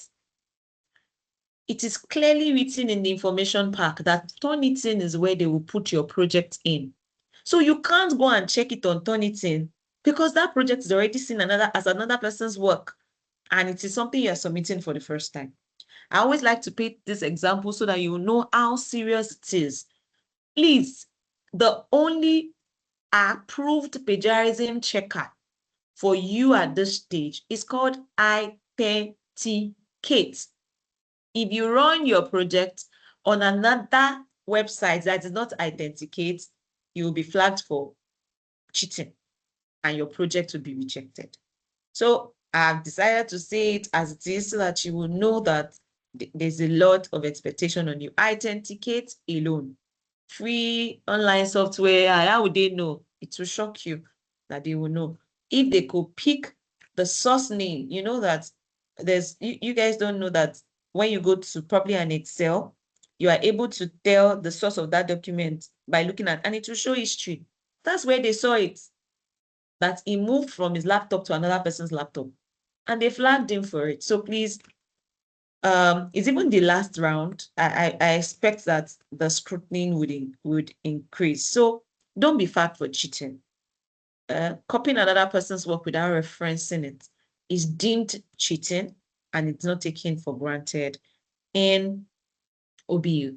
So don't copy pictures or copy another person's work and drop in your text without appropriately referencing it. Ensure that you do and you scrutinize your work very well. Don't be expelled by the school. And once they have flagged you for plagiarism and you don't win, then you're actually more like expelled from school. So please, let's take notes. I mentioned that Authenticate is the approved platform that is used. The only recommended platform that is used for checking the accuracy. So you don't just copy your work. Some of you have said now that this topic, I'll just send it to ChatGPT. I'll say, ChatGPT, write 7,000 words on the effectiveness of something. Let it follow this format. You copy what OBU has said and put it inside and say you should write, and ChatGPT will give you that topic in less than 5 minutes. If you know how to use it very well, you can tell it to think, you can tell it to do so many other things, and then it drops it for you. Be 100% sure that our project is not going to pass, right? Because they have advanced tools where they are able to tell whether a project is AI generated or whether that work is exactly from you. Yes, you can leverage, right? Leverage on those tools. If there's something you're trying to write and you're not sure of how to reword it or make it clear, you can take it to any of the AI tools you are aware of. Okay, this is what I've written. I want to write it as a professional accountant. I want to write it as a researcher. How should it be better framed? Then you read through. You don't just copy, paste, and all. You read, reword, re-add, just so that you're good. Just ensure that you are not flagged for plagiarism. So I won't bore us too much. By the time you are part of the school, we can start to explain to you what each of, I told you that there are 3 parts. Each of the parts has things that has to be inside as well, all in the information part. Part 2 also has things that has to be inside. Part 3 has a way you should structure it. Then your word count, the maximum is 7,500, right? So what the examiner does is it gives you a leeway of plus or minus 5 to 10%. Anything outside that, it will just stop your project. So say you wrote 10,000 words, you will do 7.5 plus or minus 10%. Then everything after, it will just cut it off. Just imagine that under is where your most prized points are. You will lose marks there. So please follow, ensure that you don't pass the recommended format. I already talked about the SLS. So this is the composition. I said that SLS is testing, is a reflection on you. 2 questions. How have you developed personally and professionally? And how do you think that the RAP will help you in your future? So some things that the SLS is doing for you. So let's go. What's the timeline for completing this RAP? I told you that I was going to show you the relationship between you and your mentor. So let's see this graph. You're supposed to do background reading, finalize your topic and your research topic and everything. After you have done those 2, you are now supposed to come and meet with your mentor. When you're meeting your mentor at that point, you should demonstrate evidence of what you have learned on your SLS. You keep demonstrating it as the case may be. As the project progresses. Then you now go and finalize and develop your research. You go back. So, I did this so that you will see how much value you will get if you are in Ivy League right? So you're supposed to go back and finalize your framework, analyze your data, talk about it says you should prepare update reports on your RAP and everything. You now have your second meeting. Can you see how much work that you have to do before you even go and meet your mentor? Some people have reported some of the mentors that have been assigned to them to me. They say, I tried to reach him. He's not even guiding me. He's not telling me what to do. I said, that's not his work to do. His work is supposed to review what you have done. His work is not supposed to choose your topic or write the project for you. He's supposed to get into the meeting. You're telling him that, in fact, if all he does in the meeting is to nod in affirmation or say no, he's still done his job as a mentor. People just expect that because you have a mentor, the person should then not be able to sleep again because you are a mentee. The person, if you call the person once and the person does not pick you, then write an epistle, it's not reachable. No. This is the statutory relationship you're supposed to have with you. Any extra thing they're doing is just because we know the importance of this to you and how important it is for you to pass. It's supposed to be an official meeting. You should write the progress report of what you have done. You should come with a plan. You should tell him that these are the areas where I think that I have I don't understand what to do. Could you guide me? And then the person is not okay. If you do it this way, is the relationship between you and him is as simple as that. So you don't start, I've been trying to call my mentor since the first day we met. He did not even do. No, it's not his work to do that. Anything that it does, I'll also go into the mentor relationship. I think it's very important so that you understand what a mentor is supposed to do and appreciate what mentors in Ivy League are also doing, right? So a mentor also, so don't forget that we have registration with Oxford Brookes ACCA fee. And what we do is also what they would review. There are things that you are not supposed to do for your mentee. If you do it, you're supposed to be in trouble. There's a requirement. What should be the focus of your first meeting? It's inside your presentation, so there's no it's not like there's nothing to hide about it, right? I want to copy to you what mentors don't do. Very important, so that you will know we don't encourage people to use the work of another person. We don't write the OBU project for you. We channel your thought towards what you should be doing and then help you to do it better. So these are things we don't do. It's not acceptable, right? It's not acceptable you lead an academic integrity investigation with serious consequence if your mentor or anyone else provides you a list of reference to guide your research, all right? The list of someone will say, please send me a project. I just want you to give me a project. I just want you to help me. That's not the person's work to do because the person is also answerable. There's been inquiries before that has been sent to me that, okay, we noted this, clarify. Your mentor code was used. And then we also have answers to give as well. So please develop your own spreadsheet, write your project yourself. Don't put your mentor in a bad place, right? So let's proceed. So yeah, then after everything, you then have your second meeting. Once you're done with your second meeting, you do your third meeting, and that's all OBU asks us to do. But in Ivy League, we do much more. So resubmission is possible, I told you already, but for you now, you don't have that 3 leeway again. You can only resubmit in November. This is very important for you to note. That's why I was ordering there. The latest receipt for your professional ethics module is 20th of March. So if you have not finished it, please go and finish it. Go and sit with it. Go and review it and ensure that everything is done, because after March 20th, that portal will close and you will no longer be eligible. Remember, this is the last round.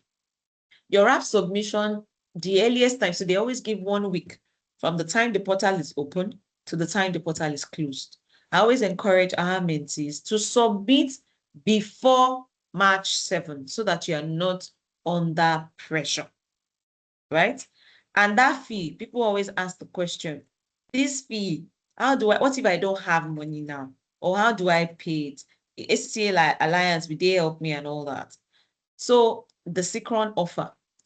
I know that some banks now have started opening their Naira cards or their dollar cards their Naira cards to be able to do some of this transaction.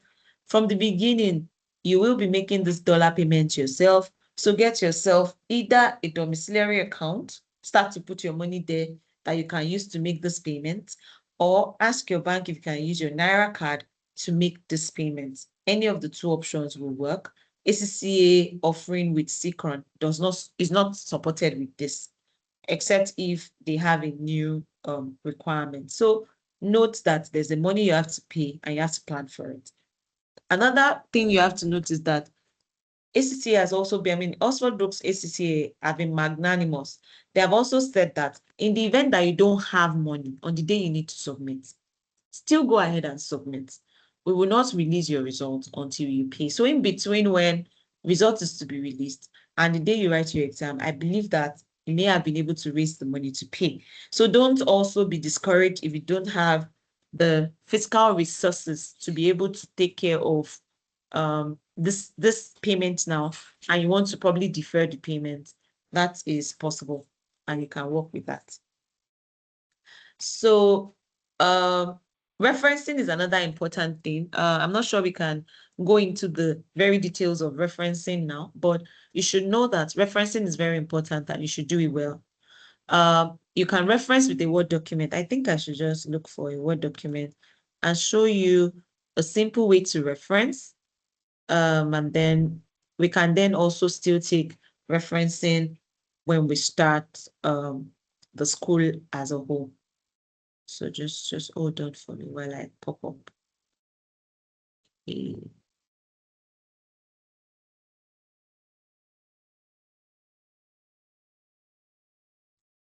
Okay, so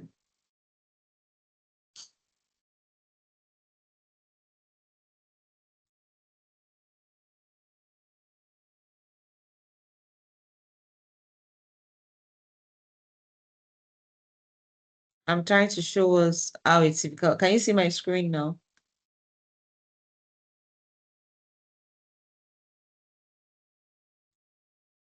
Is my screen up at your hand? Yes. Yes. Okay. Okay, so let's go. So I'm sure that we are all familiar with this simple document that I'm sharing on my screen.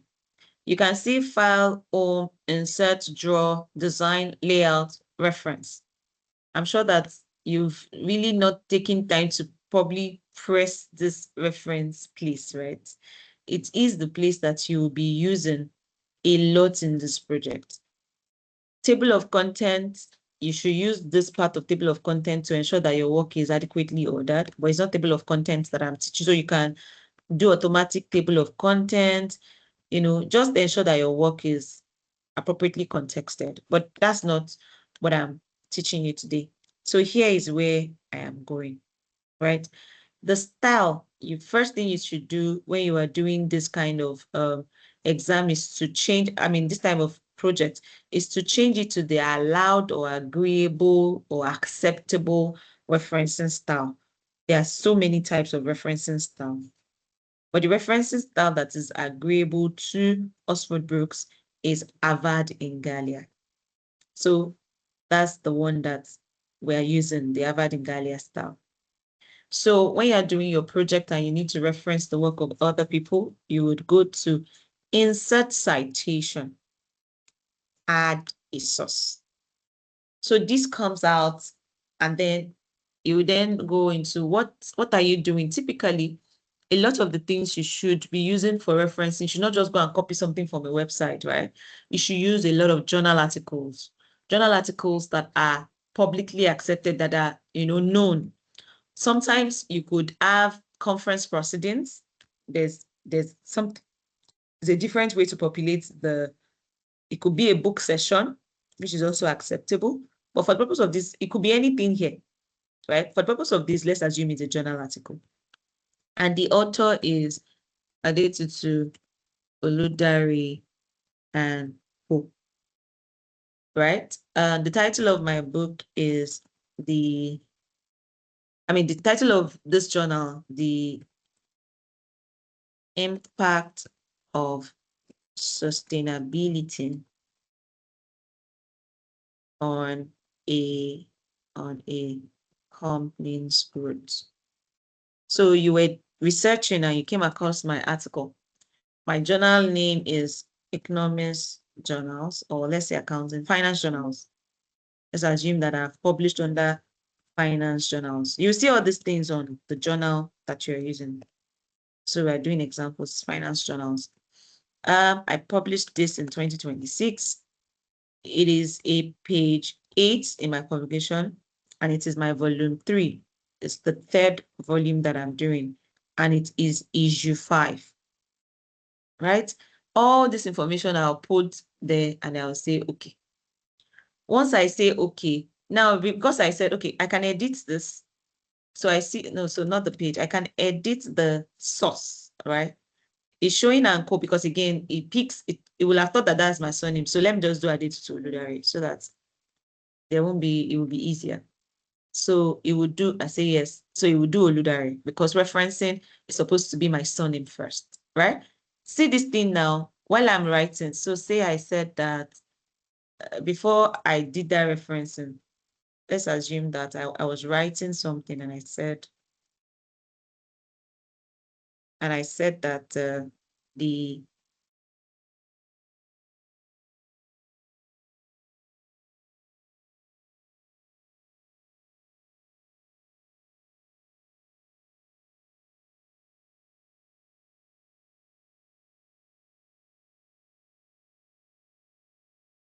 so let's assume that this is what I have written.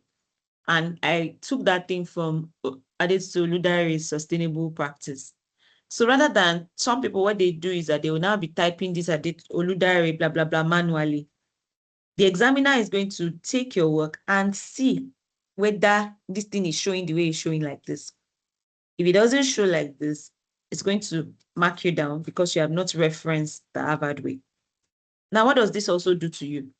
When you want to insert your bibliography, some people will now go and write it from the beginning. I just click reference. Can you see the way it has helped me to illustrate everything? My references will just be there. I just click on it. That's all I did. I also came to bibliography, which is same as reference. I just clicked reference and see the way it has helped me to order what I'm doing. Let me add one more thing so that my reference list will go. Remember, I go to insert citation. That one will be here. I'll add a new source. So let's assume that this time around, I got something from the web. I go to website. Who is the author? It is still me. That is the author. No, let me say Olaito James. What's the name of the web? Maybe it's on financial sustainability.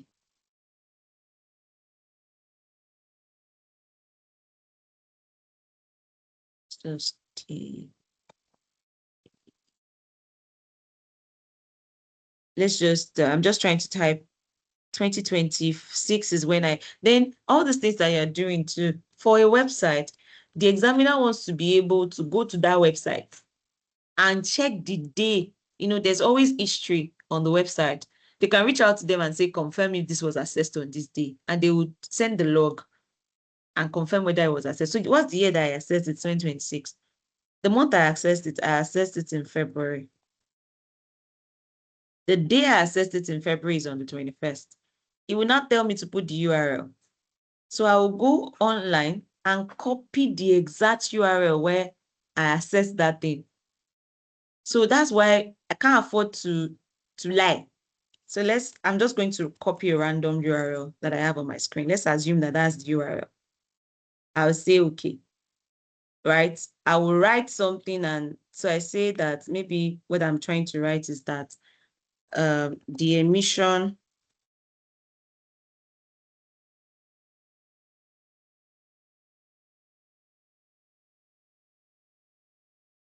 impacted human life. I'm just trying to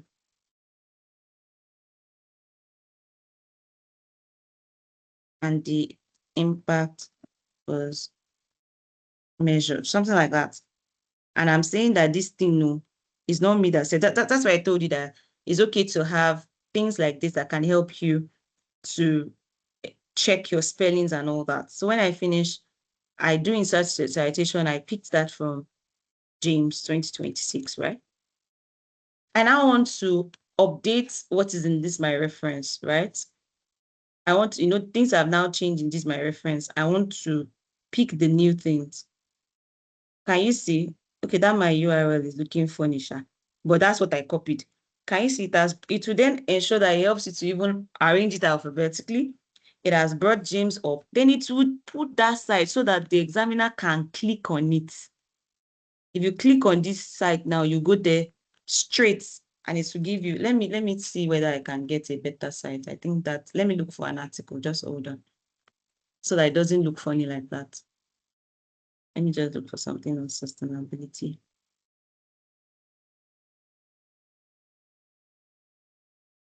So I'm changing the site so that it doesn't look funny, right?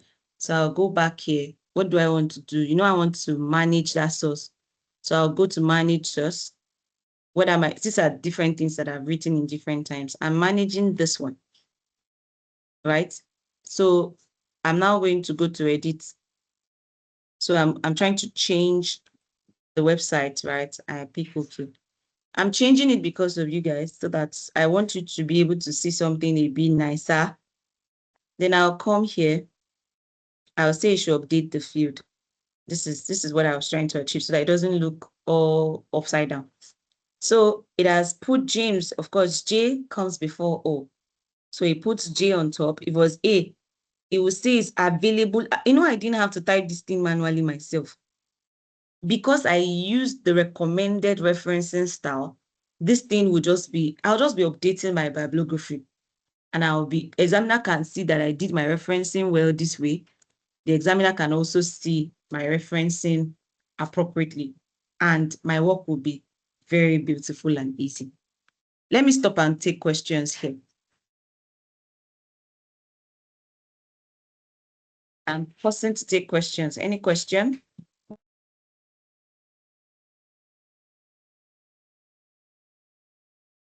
Any question?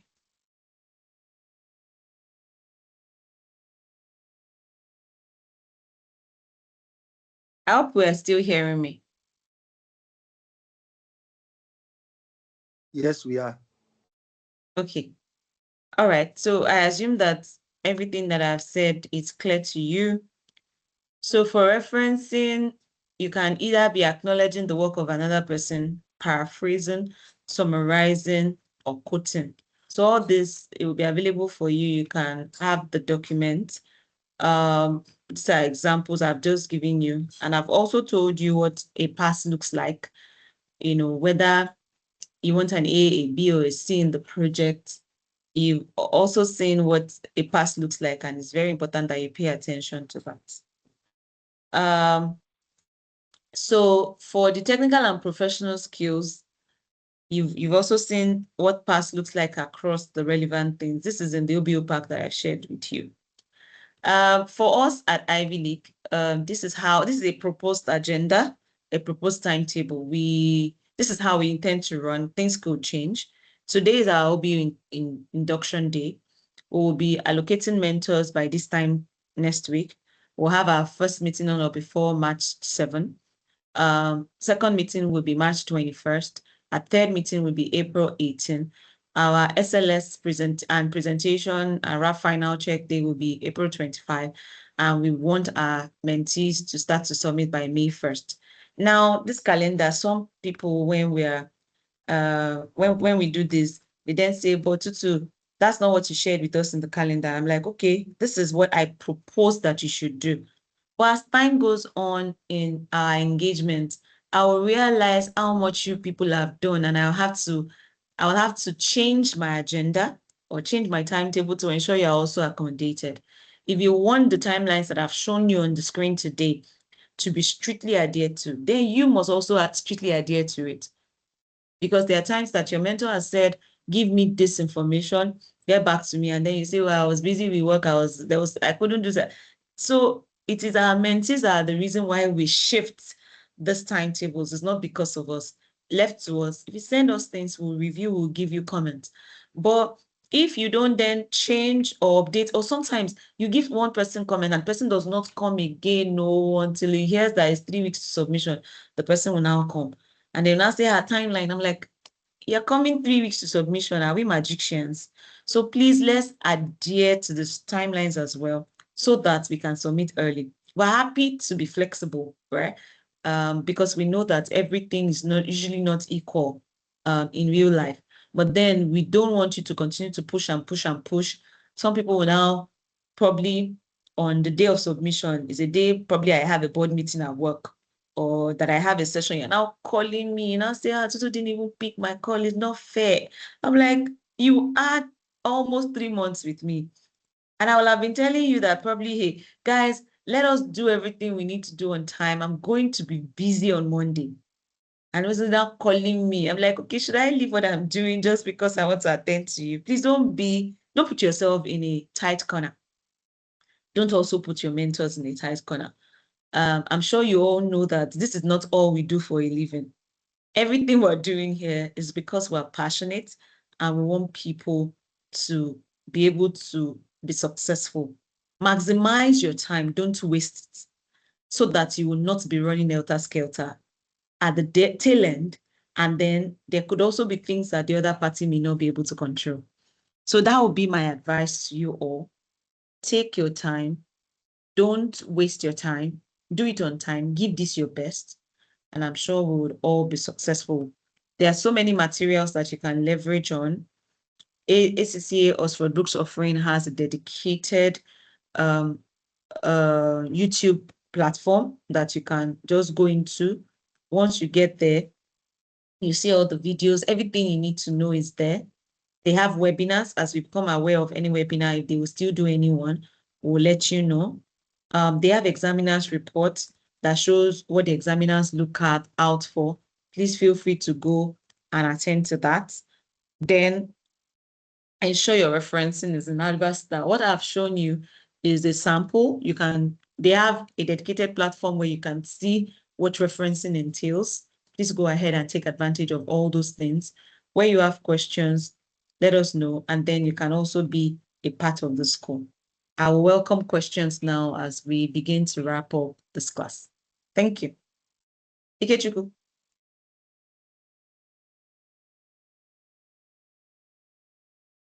Please proceed.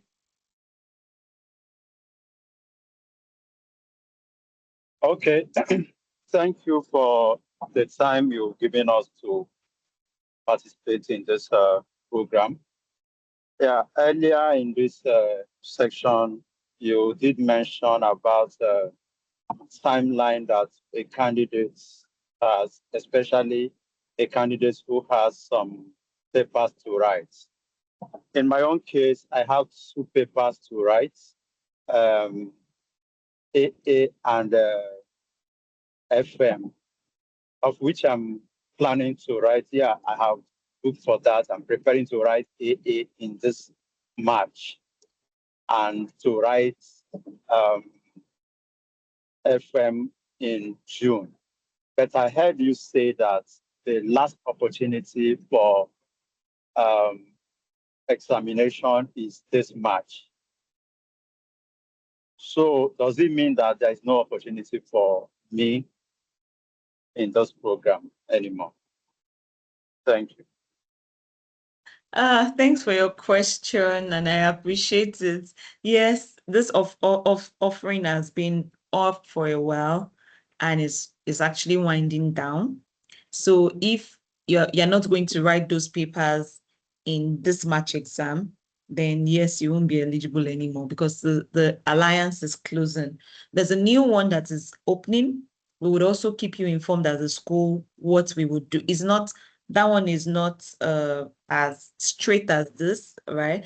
It's a longer one where you do a project and also do some courses. They're trying to finalize the alignment. As soon as this finalized, we will tell you what we'll be doing as a school. but the one that is through the Oxford Brookes University is ending. I hope that clarifies. Yes, thank you. Yes, thank you. Next person can go.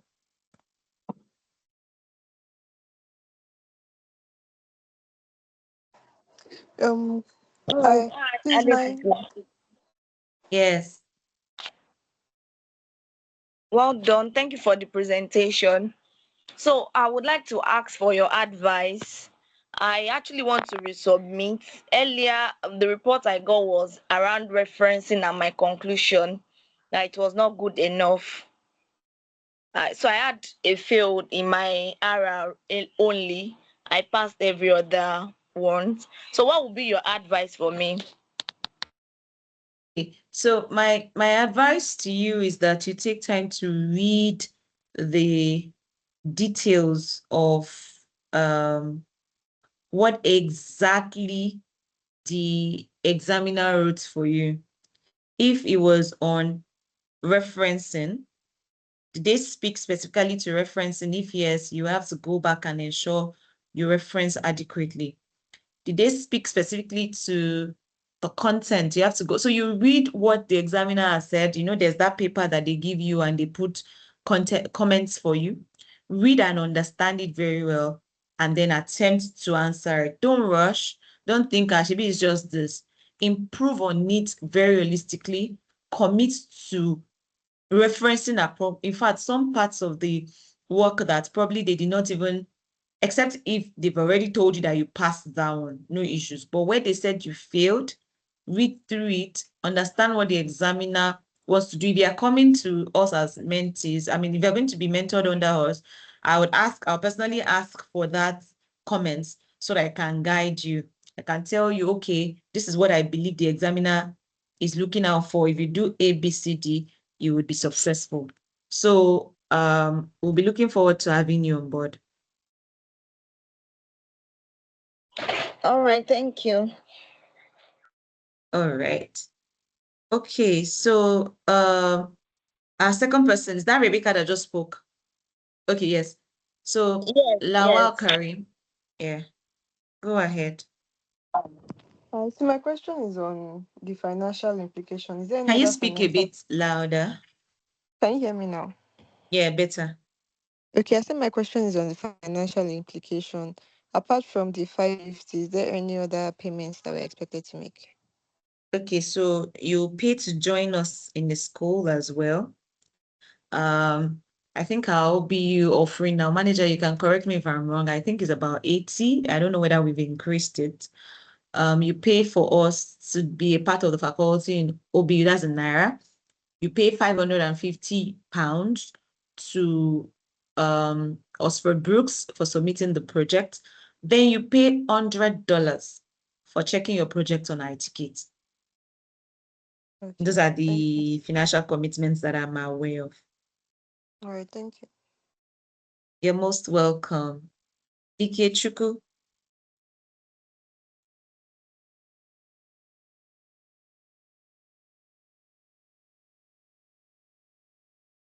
Please go ahead.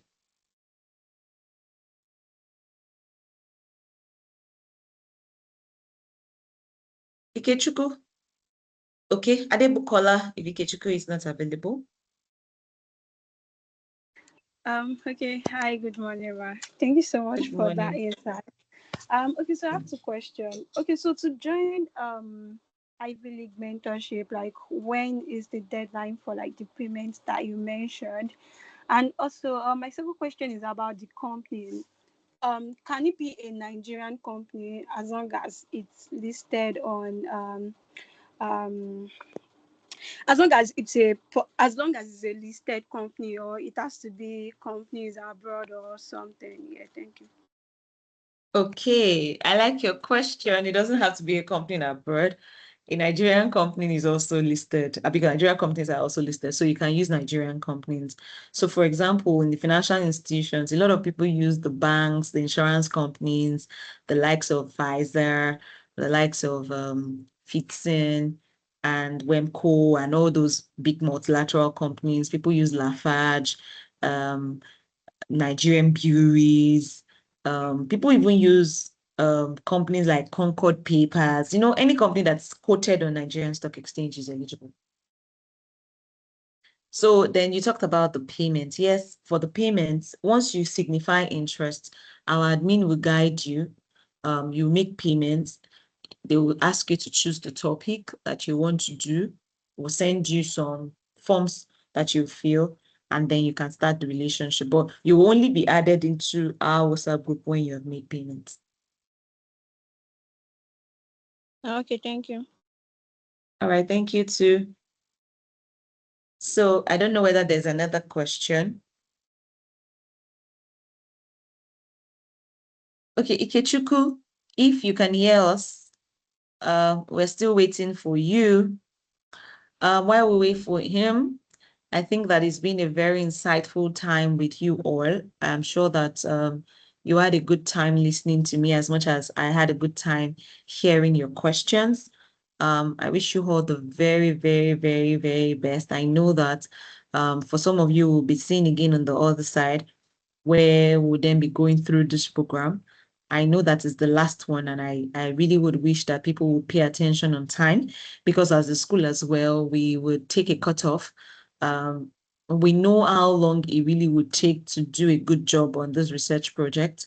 And so when we can see that that time is approaching, we usually will close our school and won't take new intakes.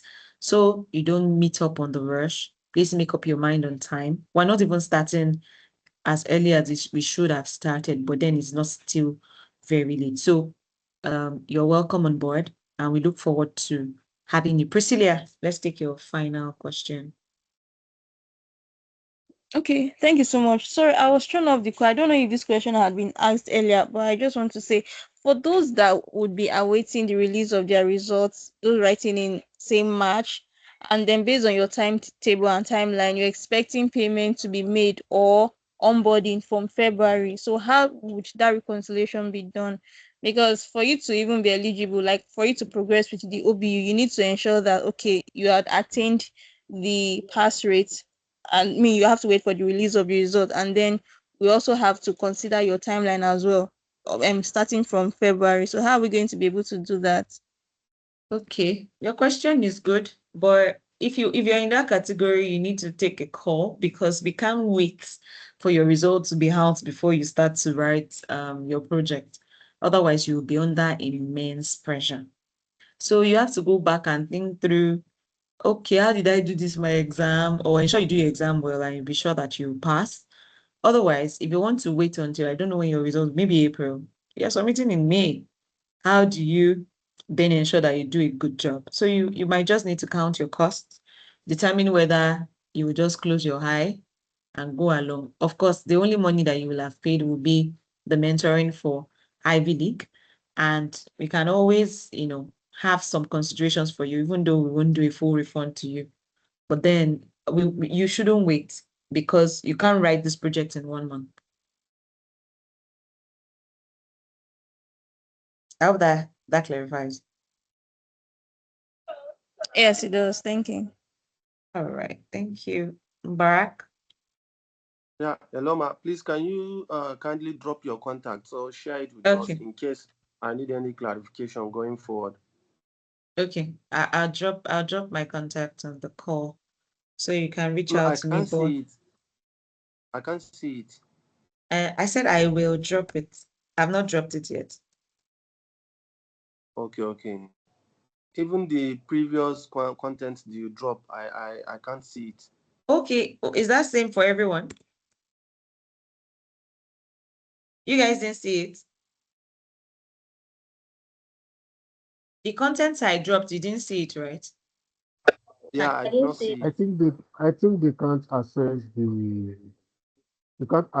chat. So please, Oh, okay, maybe you can display your number or my number, because I okay, wouldn't want them to disturb. manager, please go ahead Yes, and display ma'am. your number. It's fine. All right, so I'll display my number. Okay, thank you. Yeah.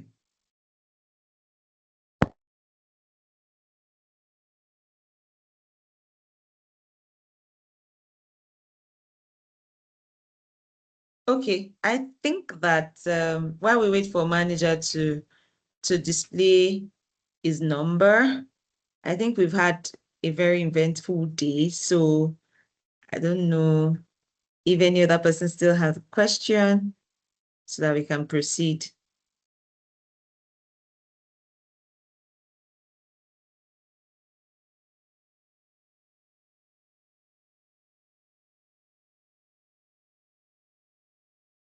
Okay, manager, please, we're waiting on you to share your screen.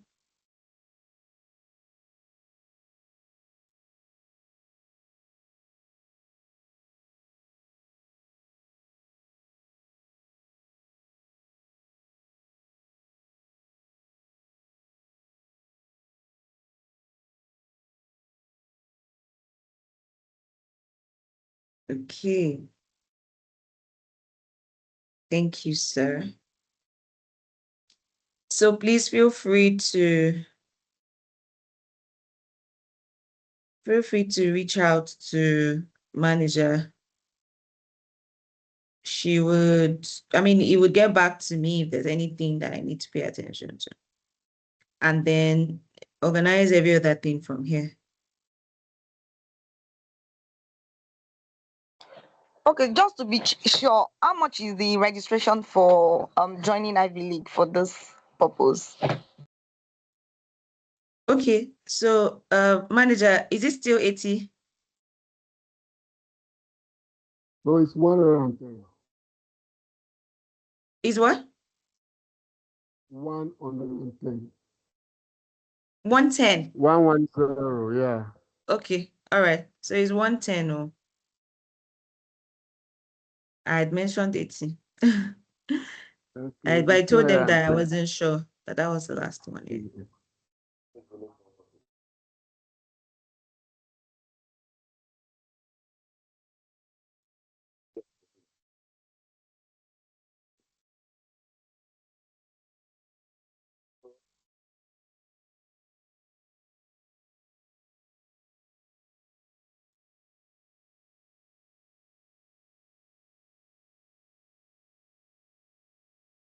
Okay, I think we can proceed now, right?